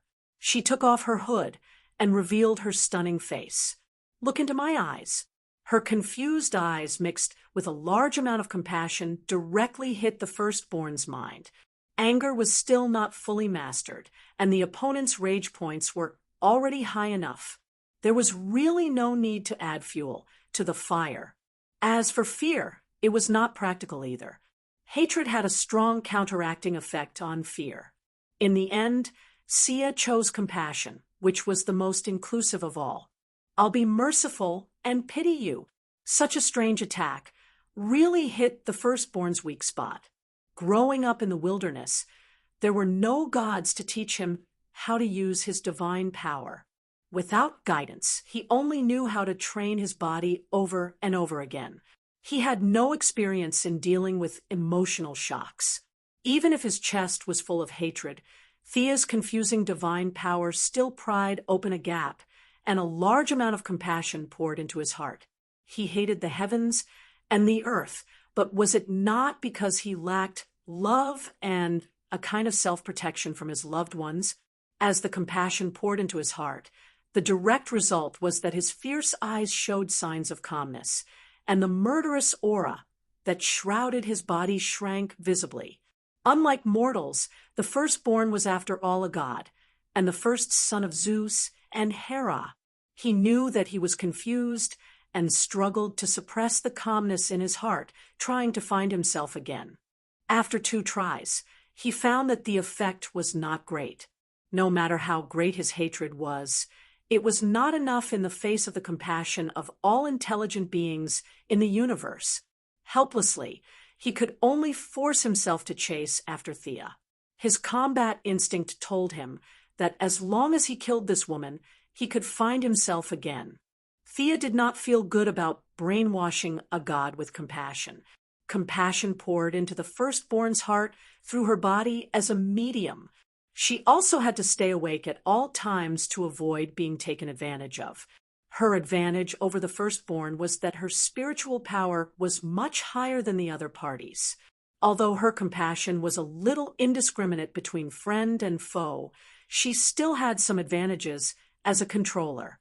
To kill 1,000 enemies, she would lose 800 of her own men.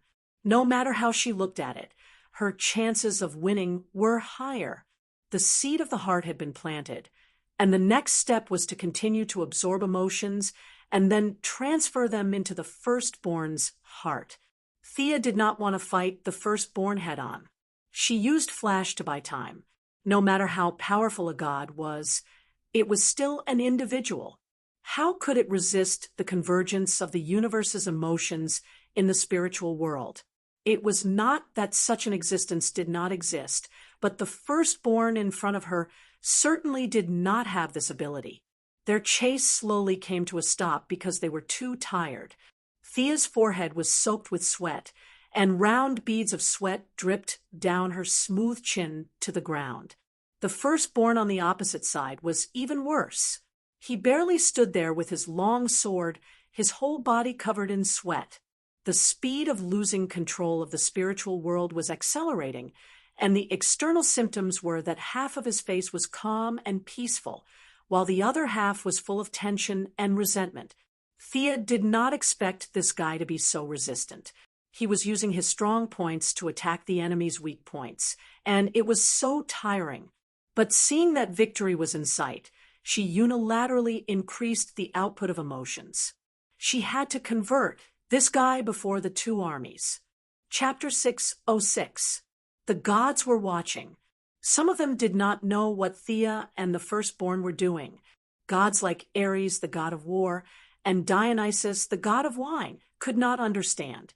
Some knew, such as Hera and Eris, the goddess of strife. These magic and spiritual types could feel the emotions violently attacking the self-consciousness of the firstborn. Hera, the biological mother, was a little conflicted about the brainwashing of the firstborn, but it was not a bad thing to be brainwashed.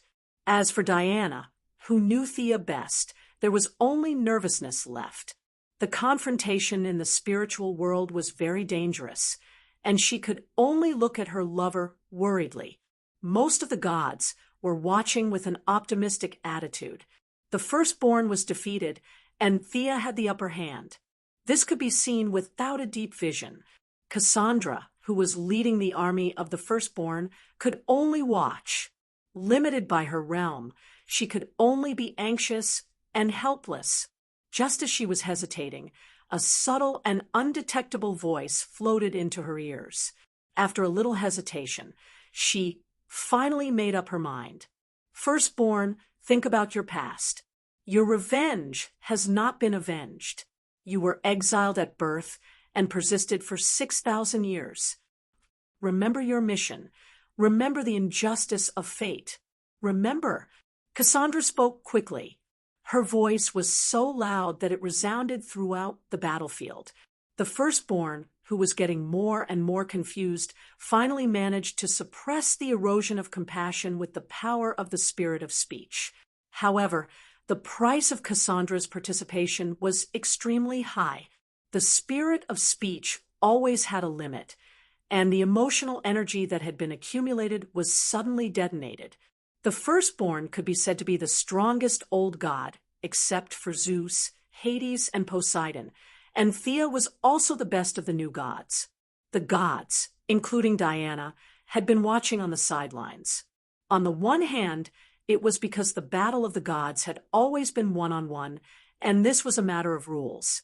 On the other hand, it was beyond their power. If they were not at the level of Zeus or the Father, rashly joining was simply courting death. Cassandra understood this, but she also vowed to take revenge on the gods. Without the help of the firstborn, she could do nothing. If the firstborn was instigated by the other party, it would be even more disastrous. Therefore, after receiving the secret reminder, even if she knew the price, she still rushed into this battle. The firstborn's strong resistance and Thea's crazy infusion were all withstood by her. She was just an ordinary demigod. How could she withstand the combined attack of two true gods? Puff! With a loud explosion, a large amount of blood spurted out. Unlike ordinary people who vomited blood from their mouths, Cassandra vomited blood from her throat. The violent emotional energy directly exploded in her throat, and her vocal cords, trachea, and throat were blown to pieces. Her innate gift of speech was directly crippled, and her neck was badly mangled. She fell to the ground, and it was unknown whether she was dead or alive. On the other side, the two true gods were also suffering. The firstborn barely kept his consciousness and escaped the fate of being brainwashed, but he looked extremely tired. His original brown-black skin was now as white as paper. When his emotions exploded, he and Cassandra spat out a mouthful of blood at the same time. Their hands, holding the sword, trembled uncontrollably. Thea also had blood in the corner of her mouth. The emotional backlash made her very uncomfortable, but her spiritual resistance was much higher than the firstborn's, and she had been the one on the attack, so she suffered less damage. Thea's eyes wandered, and she automatically looked at the empty space on the other side of the battlefield. She waved her soft whip, and a figure jumped out from the raging silver fire. He was dressed in rags, holding a cane, and a pair of bird's claws where his feet should be. Thea was very unhappy that her conversion had failed. She looked at the person with a gloomy face and said, "Hermes, you insidious villain." Hermes, who had lost his hypocritical face, looked indifferent. He looked coldly at Cassandra and the firstborn, and the corner of his mouth drew a contemptuous arc. His eyes could not help but look at Thea. "Your strength is so strong that you can suppress the firstborn of Zeus. You are really extraordinary, but how much strength do you have left now?" Hermes said as he gently stroked his cane and pulled out a very thin blade. Thea wiped the blood from the corner of her mouth and said, "This firstborn did consume a lot of my divine power, but I still have companions. What do you have?" Following her words, Diana also came to her side. The Valkyrie looked coldly at Hermes, the guy who had deceived her. "Tell us where Zola and her child are, and we can spare your life." Diana stood in front of Thea with two swords in her hands and asked sternly. Hermes let out a burst of silent ridicule, filled with disdain and contempt. Thea was disgusted by his attitude. She resisted the discomfort and set up a time-stop enchantment. She wanted to join hands with Diana to take down this annoying bug, but the accident still happened. Hermes turned into a stream of light and ran out of her enchantment in an instant. In Thea's view, this speed was not inferior to Barry's. Hermes was not so fast in the past. There was the twilight of the gods, and then there was the rise of the god of speed. Hermes, who had speed as his priesthood, should be lying in the nursing home with Ares. How could he suddenly burst into such high speed? Surprised? "I was faster than this when I was at my peak. This is only half of my speed." As if he had expected their doubts, Hermes smiled grimly and pointed at the gods on the mountain peak. "Since we are brothers and sisters, let me remind you that His Majesty Hades' army is about to flatten Mount Olympus. Think carefully about your position." After that, he took out a black whistle from his arms. An obscure sound wave shrouded the army of the firstborn. All the spirits seemed to have received some kind of signal, and one by one, they rushed to the Amazon camp. Hermes teleported away with the firstborn under Thea and Diana's angry eyes. As for Cassandra, who was lying in a pool of blood, he did not even look at her. The army of nearly 100,000 spirits did not distinguish between friend and foe. The werewolves of the firstborn and the Amazons were all within their attack range. The battlefield was in chaos. The gods were shocked by the news of Hades' impending arrival. Antiope, who was facing the attack, fought hard, but still had some of his subordinates injured. "I'm fine. You go and help." Thea certainly could not stop Diana. This kind of low-intensity battle would not affect her.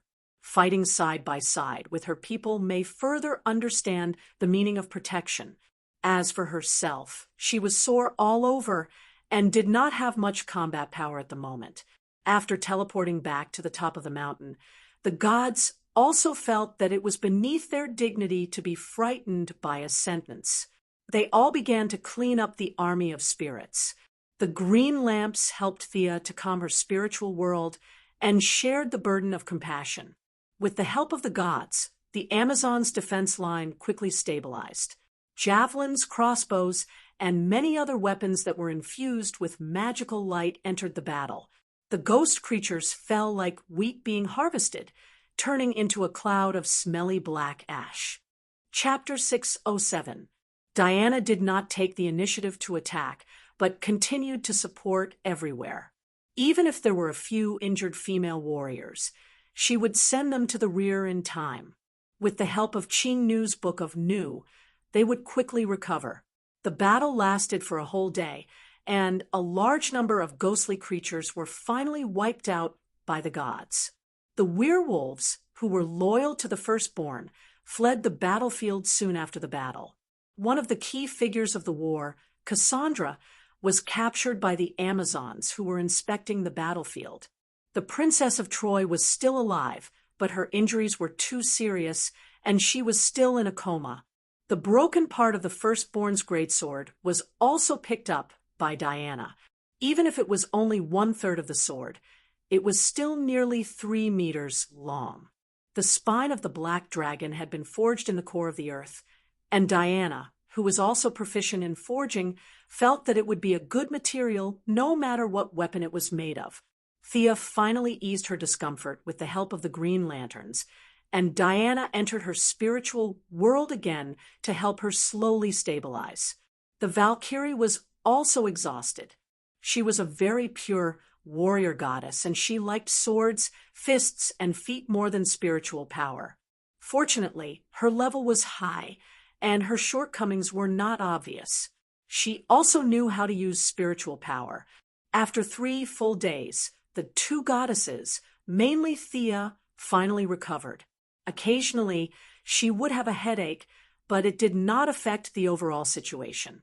Her spiritual power was less than half of her peak, and she could not brainwash the firstborn in a short time. Plus, the other party was prepared and would not be fooled again. Thea was quite regretful that she had lost this good opportunity. The firstborn was very powerful, and it would be a super fierce fighter in the Green Lantern Corps. Yes, she worked so hard to brainwash firstborn, but not for Hera. Thea did not intend to return him in the first place. An appropriate ceasefire would have been enough.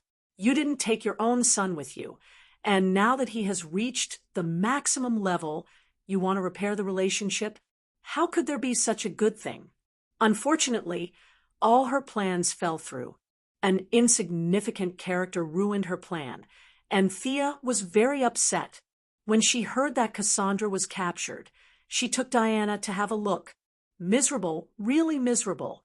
Cassandra, who was facing an emotional explosion, was lying on the bed alone. There was no one around to take care of her. Fortunately, she was also the daughter of Zeus, so no one abused her. However, her beautiful face was twitching because of the pain. There was a big bloody hole in her neck, which still showed her reckless behavior. Thea stretched out her hand and released a ball of magic to examine her.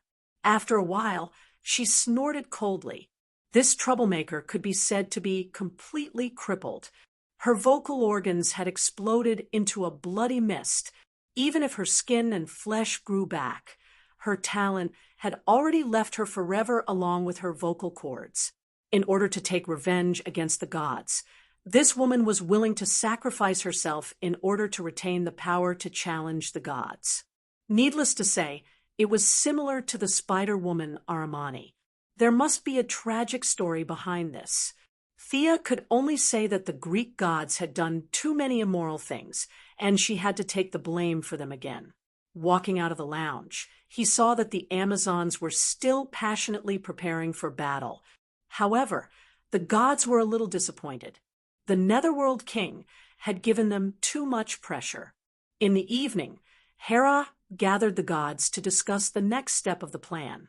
There were 2 empty chairs at the scene. the goddess of agriculture, and the goddess of strife had run away.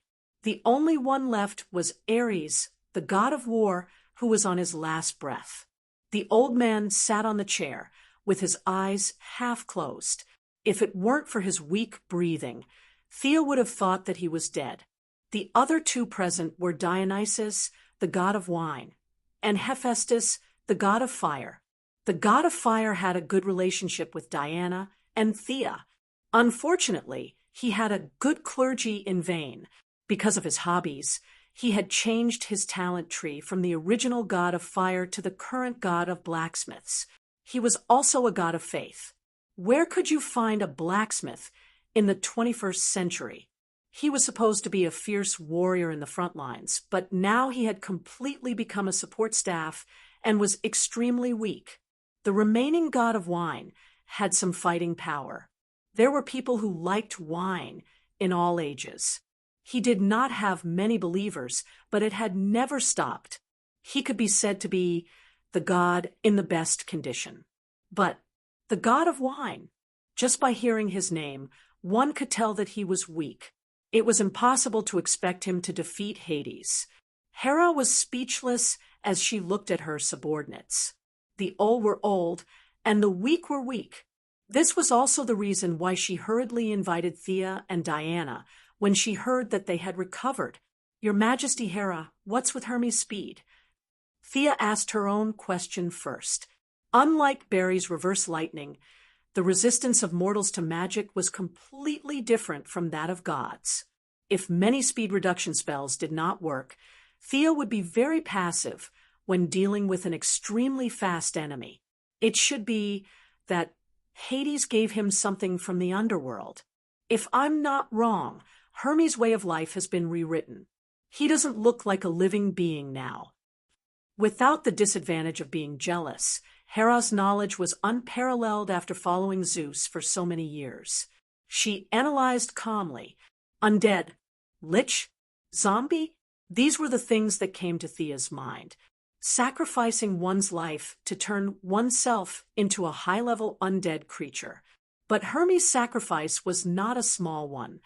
Giving up the dignity of a god and becoming Hades' henchman was not a good decision. However, Hermes had recovered a lot of strength, which troubled Thea. Speed was really not something she was good at. Hera lowered her head and pondered. The army of the underworld was boundless. Even Zeus couldn't ignore it when he was still alive. Due to the rules, the number of dead in the underworld had to be maintained at a certain level. Hades couldn't mobilize all of his forces, but even 1/10 of them was a terrifying number. Judging from the fact that Hermes could control those ghost creatures, the firstborn and Hades must have some behind-the-scenes deals. The difficult situation gave Hera a headache. She looked at Thea. "The next time the firstborn comes, can you still stop him?" Thea thought for a moment. She did not want to give up the firstborn as an excellent fighter. Olivier was stubborn. In fact, she also had this trait in her character, but she thought it was called persistence. "He must be prepared. I can't guarantee it. Our comprehensive strength is about the same. He's good at close combat, and I'm good at long range. It's hard to say who will win." Of course, Thea would not guarantee it. At the same time, she thought to herself that the firstborn would attack again. If she did not recover to her best state, perhaps she should gather all the green lamps together next time. The meeting ended hastily, and no one could make any constructive suggestions. In order to encourage or comfort Thea, Hera directly opened Zeus's collection room and let her choose 3 treasures. This was a deal for Thea. Her friendship with Hera was far from the point where she would stand up for her. Getting paid for doing things was in line with the purpose of the goddess of wealth and trade. In the face of the wide-open treasury, she did not stand on ceremony. She pulled Diana and walked in. As a powerful and restless god-king, Zeus's treasury could be said to be the best in the world. Unlike the heavenly father who liked to stay at home and did not step out of the house, Zeus's old man was young at heart. He wandered around the world and found many little girls, and he did not let go of any treasures. He was powerful and had a good eye. Countless treasures were picked up by him and brought back to his home. The goddess of wealth had her own identification skill. Even if she could not name many treasures, Thea knew the general purpose, and that was enough for her to choose. Many treasures, even with Thea's current strength, were tempting. The dazzling brilliance made her little heart beat wildly. She was not a law-abiding person. She could not help but think, how nice it would be if these treasures were hers. Chapter 608. However, she also knew that this was just wishful thinking. After all, Boss Zeus was still alive. Making a deal with Hera was fair and just. No one would say anything if she took a few treasures, but if she took them away in the dark of the night, she would be in big trouble. The trouble with happiness was that there were too many choices. Back on Paradise Island, Thea was happy for a few nights with a fake godslayer. At that time, she thought that there were very few treasures in the world and that it was not easy to find them. Until today, Thea realized that it was not that there were few treasures in the world, but that Zeus had taken all the treasures back home in advance. Taking advantage of the fact that he had created his account early, this boss had probably ransacked the entire place, which was why the outside world was so clean. Even a piece of divine artifact could be used as a treasure, while the treasures in his own home were piled up like a mountain. Boss Zeus had fully demonstrated what it meant to walk the path of others and leave them with no way out. What should she choose? Thea stroked her chin and pondered. Diana was looking at these treasures with the intention of broadening her horizons. She could not give any constructive suggestions. Thea looked at Hera, who was standing outside the door of the treasury. This person was also very cunning. She seemed to be generous and let Thea choose whatever she wanted. In fact, there were definitely good and bad treasures in here. If she picked a good one, she would have profited. If she picked a bad one, she could only blame it on her bad luck. Hera was not responsible for explaining. Everything depended on her. Thea could only concentrate her divine power in her eyes. She wanted to use her position as the god of wealth to find the most valuable item in this treasury. Her eyes were full of radiance. Thea could not name many treasures, so she could only judge by the god of wealth. A nameless gauntlet, 1 meter of golden light. Thea picked it up and looked at it, then put it down. She turned her head and saw a black iron arrow, 1 meter of golden light. This is the hidden arrow that killed Achilles. Diana explained. Thea weighed the arrow in her hand. She did not like this kind of weapon that hurt people secretly, so she put the iron arrow back to its original position and continued to search. As she walked, she found a good item. It was a shiny golden cup. The eye of wealth determined that this cup was very valuable. Leto used the sunlight of the Aegean Sea to forge the Holy Grail for her son, Apollo. It shines like the sun even in the dark night. Legend has it that it can even eliminate negative emotions and all kinds of darkness. Diana looked at it for a long time this time and compared it with her memory. Thea felt that this thing was not bad, mainly because of its ability to eliminate negative emotions. It was very convenient for her to control anger. She ticked this holy grail in her heart and left it for last. After that, she saw many treasures. She wasn't lacking in weapons and armor at the moment, so her gaze was all on those treasures with miraculous effects. Most of the evil items were not in his consideration. His main focus was on the legendary treasures, such as Odysseus' ruby, which was given to him by his wife, Penelope, on the eve of his expedition to Troy. The ruby contained the love of a wife. Thea also saw the famous golden apple. As long as she carried this apple with her, it would increase her charm. Her charm attribute was about to explode. It was better to leave it for Hera to admire. While she was strolling around, a ball in the corner suddenly caught her attention. Golden fleece. A furry ball of fleece was casually piled up in the corner. Compared to the many divine weapons and subdivine weapons, this ball of fleece was insignificant. However, Thea's divine power of wealth told her that this thing was priceless. How could this be? Thea touched the fleece. Other than being a little soft, there didn't seem to be anything unusual. What was she going to do with this thing? Was she going to make a scarf? Thea's thoughts diverged as she pondered about its use. She shook her head and smiled secretly. She stood up and was about to continue looking at other things. However, just as she took a step, a strong premonition in her heart told her that she would miss something if she left. The premonition came without reason. She turned back. That's right. This ball of fleece was the most dazzling thing in the entire treasure room. Perhaps it had an unknown use or contained some secrets. Trust your intuition. Thea didn't hesitate and picked up the fleece. After picking and choosing for a long time, she finally chose Austin's Ruby of Love, Leto's Golden Cup, and the golden fleece whose use she couldn't explain. Hera didn't comment on her choice. She had the right to choose. Whether she earned or lost, it had nothing to do with her. The Ruby of Love could provide her with enough love and emotions, but the process of absorbing them would come after anger. The Golden Cup would automatically take effect when placed next to her. It could eliminate all kinds of negative emotions. For her, who dealt with all kinds of emotions every day, it was a rare divine weapon. Thea carried the golden fleece back to her room. She and Diana closed the door to study it. The two studied from myths and legends to the golden fleece's diet and genetic mutation, but they didn't find anything. Did I make the wrong choice? Thea was a little unconfident. What could this thing be used for?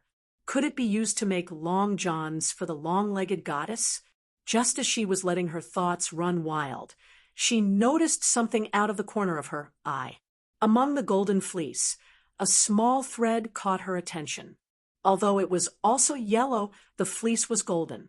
What caught her attention was a pale yellow thread.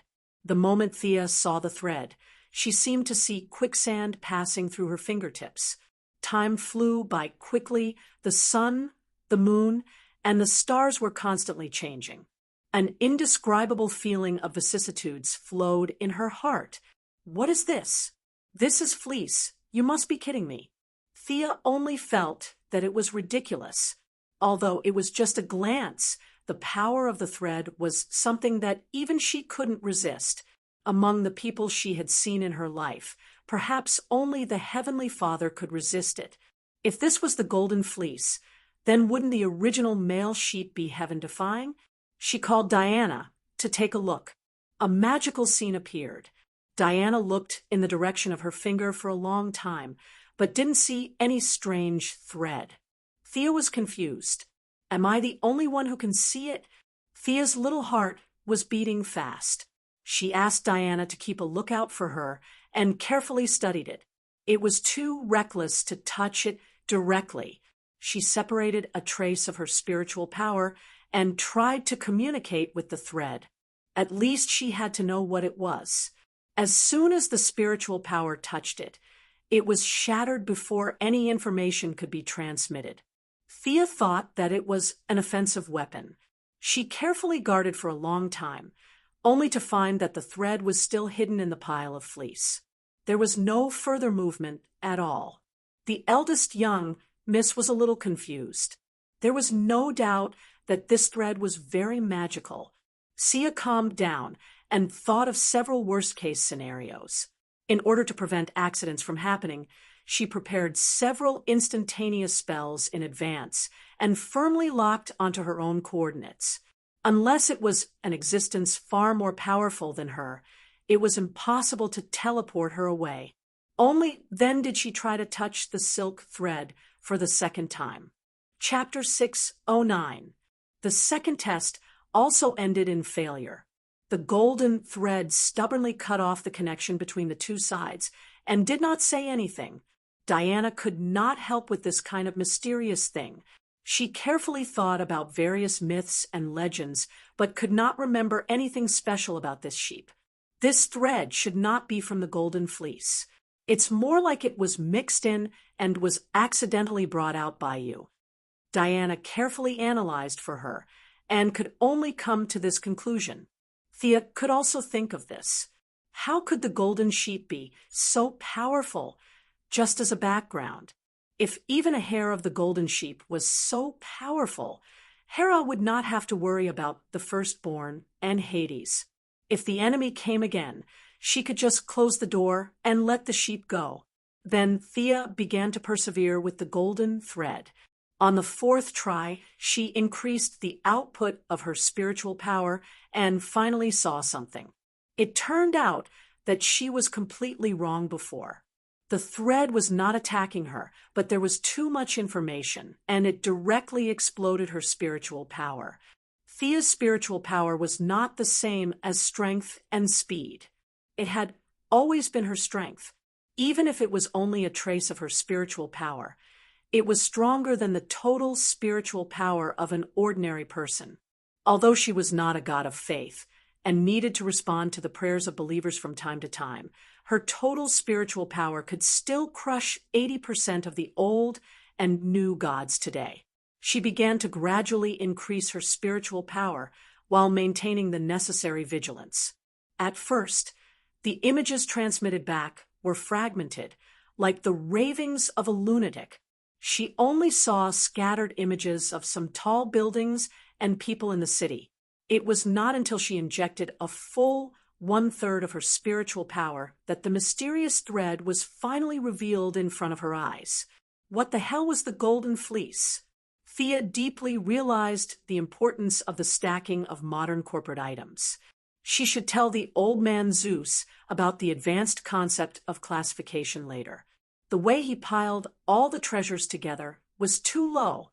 After a long time, the old man would not know how many treasures he had. Now, the thread mixed in the Golden Fleece was a clear proof. Diana couldn't see it because she didn't have enough mental power. Hera was a god who was good at magic, and she was now in charge of the king of gods' scepter. If she looked carefully, she would most likely be able to see it. It was only because she hadn't been paying attention that a treasure was mixed in with the wool, allowing Sia to pick it up. These were the threads of the 3 goddesses of fate. The 3 goddesses were Croso, who was in charge of the future and weaving the threads of life, Lachesis, who determined the length of the threads of life, and Atropos, who was responsible for severing the threads of life. The 3 goddesses were born at the beginning of the universe's chaos. They controlled the fate of the 12 titans represented by the second-generation god king, Uranus, and the 12 Olympian gods represented by Zeus. Their authority could not be measured by the standards of the old gods or the new gods. They were not gods of faith like Ares, nor were they gods of nature like Zeus. Their status was more transcendent. As the masters of fate, they were more like conceptual gods in Thea's eyes. The thread that Thea was in contact with was the thread of the future woven by the smallest of the 3 goddesses, Croso. It contained a power called fate. Ordinary people would talk about the future with longing, but from the perspective of the gods, there was only fear. The gods' level of life had reached the peak.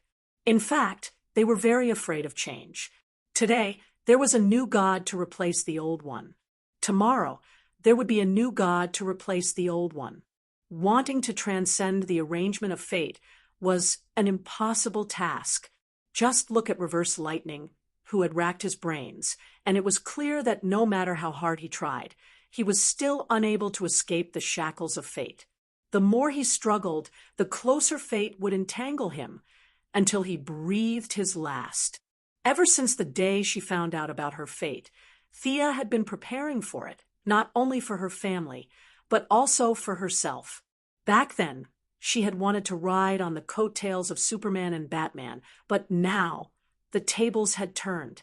It was time for others to ride on her coattails.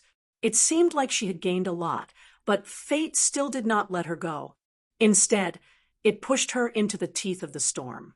Because of her struggles, fate's shackles on her became tighter and tighter. Putting everything else aside, she was the main force in the war against Darkseid. Whether it was from the perspective of the Heavenly Father or from the perspective of the people on Earth, she was responsible. Those who were weak could do nothing, but those who were strong could not do so. Transmigrators could not do whatever they wanted. As long as they were in the game, they were also pawns of fate. Whether it was Reverse Lightning from the 25th century, the Queen of Emerald Eyes from the 31st century, or Lantern One, who had traveled 10 billion years and was nicknamed Reverend Eden, they all proved this. It was as if there was an invisible hand constantly pushing her forward. And now, this thread brought Thea a possibility. Perhaps she could break free from the shackles of fate in the future. It was too early to talk about the future. Aside from the unconventional forces, Thea was considered a powerhouse on Earth and in the universe. But so what? Even the fate of Darkseid's first lantern had been sealed. It was still a long time before she could break free from her fate. Thea tried to put the thread of fate into her spiritual space, but unfortunately, the thread could not go in at all. Should she find a place to hide it? But she was still worried. She now understood that Zeus had probably hidden the thread of fate in the golden fleece because it could not be taken away. Thea could not think of a better idea. The golden fleece could not be hidden, and she could not parade it around the city every day. She chose to hide it in her hair. She had blonde hair anyway, so it was not out of place. The golden fleece was still shining after the thread of fate was taken away, but it no longer had the inestimable value in Thea's eyes. It was now just a decent decoration. Should I make a scarf for you? Thea looked at the long-legged goddess mockingly. The golden fleece was of no use to gods who fought and killed all day. Diana knew her character, so she just laughed it off. The next day, Hera asked her about her thoughts on the underworld invasion in private. Although the main reason was that Thea did not have good taste, the second reason was that Thea did not tell the truth. As the subject of the transaction, the two sides had completed the transaction. Thea could take it with a clear conscience. She was willing to give it to her, but she still felt a little guilty when she remembered that Zeus was still alive. Your Majesty Hera, let me give you 3 suggestions. If Hades were to attack Mount Olympus, she would feel that the reward would be too much for her to handle. If she were to put in the effort to settle the matter, Zeus would have nothing to say even if he were to think about it in the future. Oh, please go ahead. Hera saw that she was serious and became serious. First, I suggest that you recall Hercules. He is an important fighting force of Mount Olympus. Wait, you mean Hercules is still alive? Hera was a little incredulous. I saw him a while ago. He just escaped from the seal. Thea nodded and waited for Hera to digest the news. To be honest, the relationship between Hera and Hercules was at the level of hatred in her opinion. Hercules was the son of Zeus and Alcmene. This woman was Zeus' great-granddaughter according to seniority. She was very evil with Zeus and gave birth to Hercules. The feud between Hera and Hercules could be written into a book. What's the next suggestion? Hera gritted her teeth. She was not very willing. Join forces with Poseidon and attack the underworld, Thea said with certainty. Chapter 6:10. Hera looked at her as if she was crazy. Are you talking nonsense? We were discussing how to resist Hades' army, and now you're telling me to fight back and join forces with Poseidon? You heard me right. I mean to gather the gods and fight in the underworld, forcing Hades to sign the treaty. Thea felt that fate was encouraging her to rush forward, but she really had to follow the established route. If Hades attacked Mount Olympus from time to time, Diana would have to come back every few days, and she wouldn't have time to do anything else. The final outcome would be the defeat of the gods, who would give up Mount Olympus and flee to the human world. Didn't Hades have an endless number of soldiers? She didn't need to use guerrilla warfare. She didn't want to fight a war of attrition with him. She wanted to attack his weakness and lead the gods to attack his base. Our soldiers are far inferior to his, but the gods are here. If Hercules is included, our high-end combat power can completely crush Hades. Poseidon's army will also take a large part of the pressure. Seeing that Hera was still hesitating, she could only continue her analysis. Mount Olympus, Poseidon, and Hades. Among them, we are the weakest, followed by Poseidon, and Hades is the strongest. I heard that the ownership of the river Styx has always been the focus of their debate. We can use this as a breakthrough to attack the underworld. Hera was still hesitating. This idea was too bold. She felt that it made some sense, but she was afraid that it would completely collapse because of a mistake. She clenched her fingers tightly and couldn't make up her mind. You want to start a war? I heard it. I have to say that it's a good idea. Ares, who was already in his twilight years, suddenly walked into the room and spoke his mind. Thea ignored Ares and continued to give Hera ideas. Diana can go find Hercules, but you have to give up your past views and accept him again. I can also persuade Poseidon. Hera was a little surprised that Milady was going all out for the thread of fate. She didn't understand why Milady was so proactive. I'm still the God King. I'm not in a hurry. Why are you so anxious? She couldn't figure it out, but it was a good thing. She lowered her head and thought, Hercules, as long as he doesn't object, I can accept him again on behalf of Mount Olympus. As for the personal grudge between us, if he is willing to take a step back, I can pretend that it never happened. Hera said through gritted teeth, the grudges between her and the Hercules were far too abundant. How could they be erased with a smile? How could that be? The only way was for both sides to take a step back at the same time. Otherwise, they would start fighting when they met.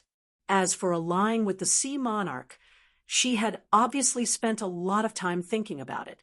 Once the alliance was complete, he would have to send out his troops.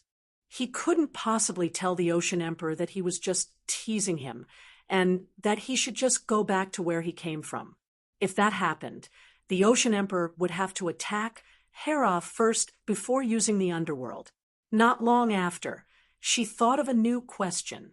Can you find Poseidon? I only know a general location, but I remember that he was very close to the Atlanteans. Of course, Thea knew about this. Otherwise, she would not have come up with this idea. Don't worry, I'm also friends with the Atlanteans. Poseidon had always been a god worshipped by the Atlanteans. It was said that he lived in the deepest part of the sea. Thea felt that it would not be difficult to find this god with the help of the sea monarch couple. As for how to persuade him after that, it could only be said to be improvisation. There was a 70% chance that she would use her fists. The nature of this world was that there was no need to show off. Whoever had the bigger fist would have the right to speak. The strength of the sea monarch was far inferior to Zeus. In Thea's opinion, he was most likely at the same level as the firstborn. Against an enemy of this level, she did not think that she would lose if she went all out. She even wanted to take a look at the sea monarch's treasury. What if there was a treasure like the thread of fate? Since you are so proactive. All right, I agree. Hera thought about it and finally made up her mind. Thea was really speechless. Hera was good at scheming, but when it came to serious matters, she was hesitant. Hera's personality flaw was too big. Also, you must conscript Apollo to join the battle. Also, order the 2 gods who escaped to come back. If they don't come back, they will be expelled. Thea was still a little afraid of Apollo. How could he just stand aside and watch? Forcing him to join the battle, the sun god naturally had some characteristics of light. Anyone could surrender to Hades, but not him unless he wanted to become a dead son. Hera was actually very dissatisfied with Apollo. He was the only god who did not come, but Hera did not have many ways to keep him in check. I'll call Kara Danvers. You can take her to threaten Apollo. Thea also knew that Hera was not the god king. If Zeus was still the god king, no one would dare to provoke him. How dare you not come when the god king summons you? Do you still want to live? In the end, what determined everything was still strength. Thea's plan was to gather all the gods to fight Hades and completely defeat him. Of course, if she could also plunder his treasury, Thea would not mind, accepting Hercules, allying with Poseidon, and forcing Apollo. If all three of her suggestions could be realized, it would not be difficult to force Hades to sign the oath. After all, what determined the world was still the high-end power. Thea even wanted to use the Flash to deal with Hermes, but it was not the time to mention it. After making up her mind, Hera made a prompt decision and went to Earth with Thea's incarnation to find Supergirl. The Martian hunter was now focused on teaching his niece, so he did not have time to pay attention to Supergirl.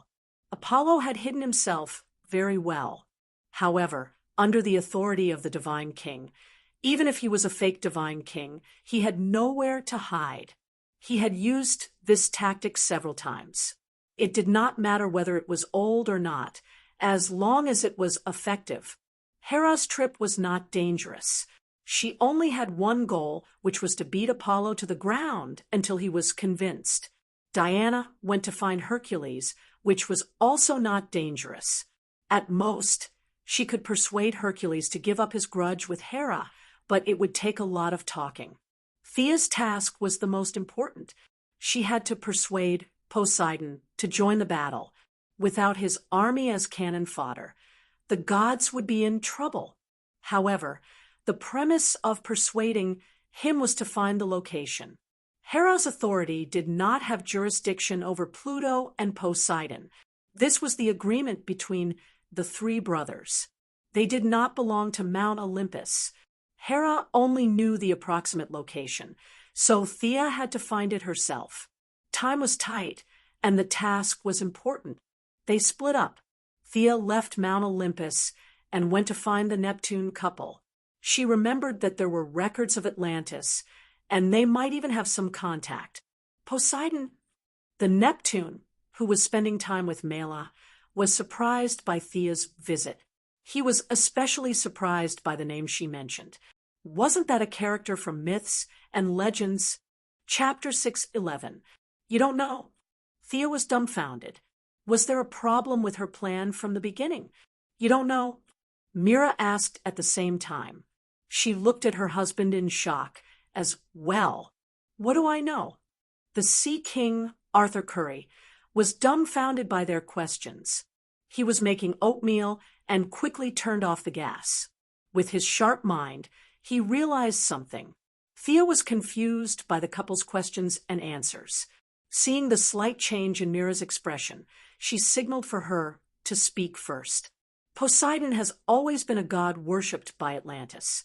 Didn't the Elder Council mention it to you? The Sea King shook his head, indicating that he did not know. He had a strange expression. No one has ever mentioned it to me. I thought you knew. Mira was a little speechless. She felt that she was being ignorant. At the same time, she was also a little annoyed. She should help her husband with his studies. He had lived in human society all his life and knew too little about many of the customs of Atlantis. Sia coughed softly when she saw the young couple's lovey-dovey look. Unlike a simple young couple, she felt a strong sense of rejection and conspiracy from it.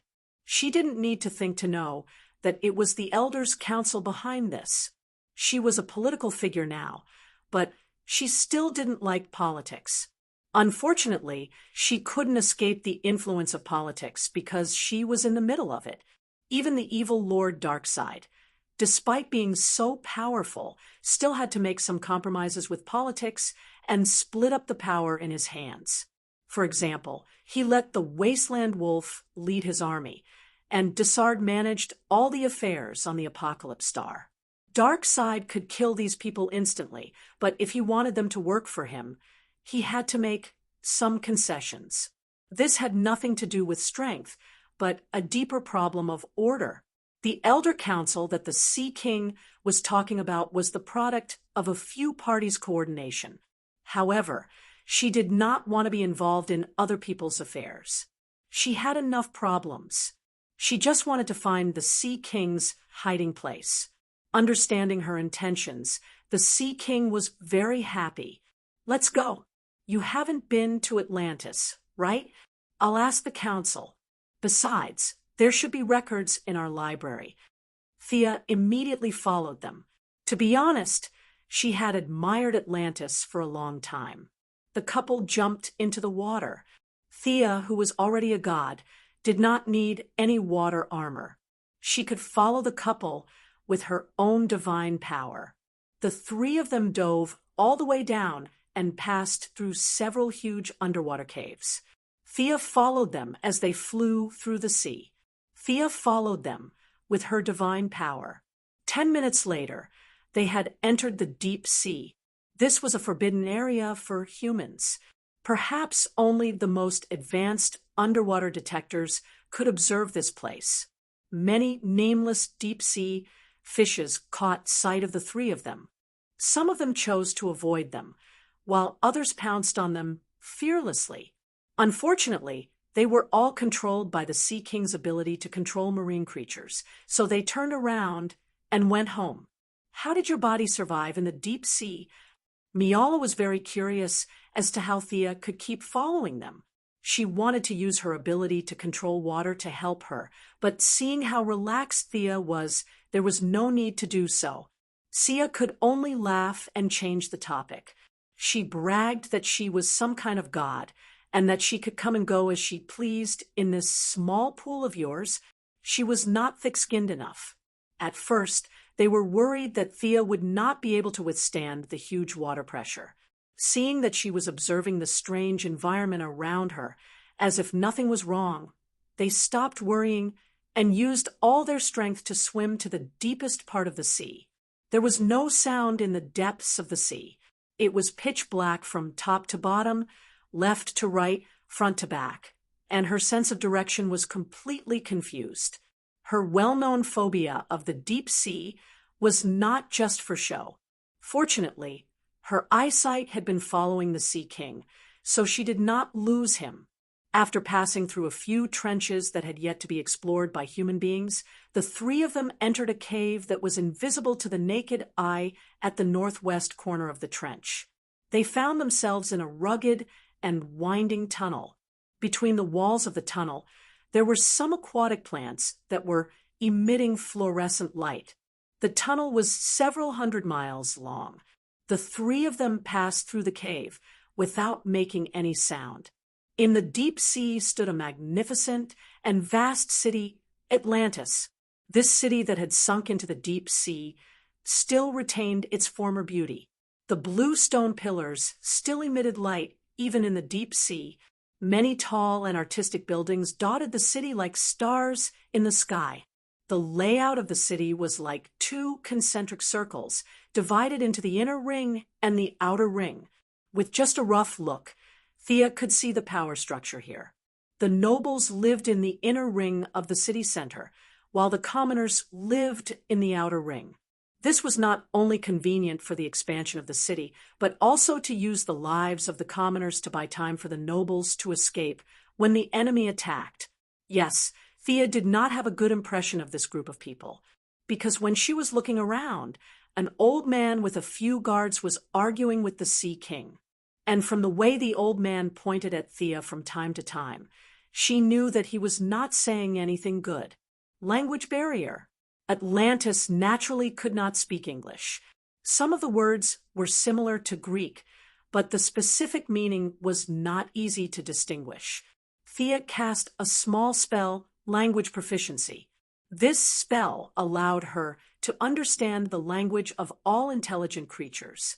As for the dragon language and demon language, It was not within the range of the spell.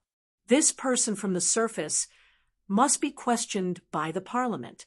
Arthur, let me remind you, even if your mother let you ascend the throne, you still have to obey the orders of the Parliament. The old man pointed his finger at the Sea King's nose fiercely. She is my friend. Stay away from her. This is for your own good. The Sea King and Sia had dealt with each other a few times, so he had a good understanding of her character. She was a docile donkey. It was fine if you didn't provoke her, but if you did, you would have to prepare for your funeral. Her mother is one of the leaders of the people on the surface. I warn you, Counselor Coate, if you do not want to cause a dispute, ask your guards to return to their posts. The Sea King spent 3 days a week at the bottom of the sea, and the remaining 4 days on land. He was also a person who had social activities. The huge commotion caused by Moira's election was known by all the Aborigines of the South Pacific Ocean. Naturally, the couple saw the news, especially when they knew this person's daughter. The old man named Coate was stunned. To deal with such political figures, he had to use political means. When he heard that Thea had a background, he hesitated. Thea pretended not to understand their conversation and asked Mela in English, "Is this guy your enemy? He looks disgusting. Do you need me to make him disappear?" In fact, she was hoping that Mela would nod her head. Then, she could use the eye of obliteration to make him disappear. It was too complicated to deal with gods, but it was effective against an ordinary person. Mela was shocked and hurriedly pulled her back.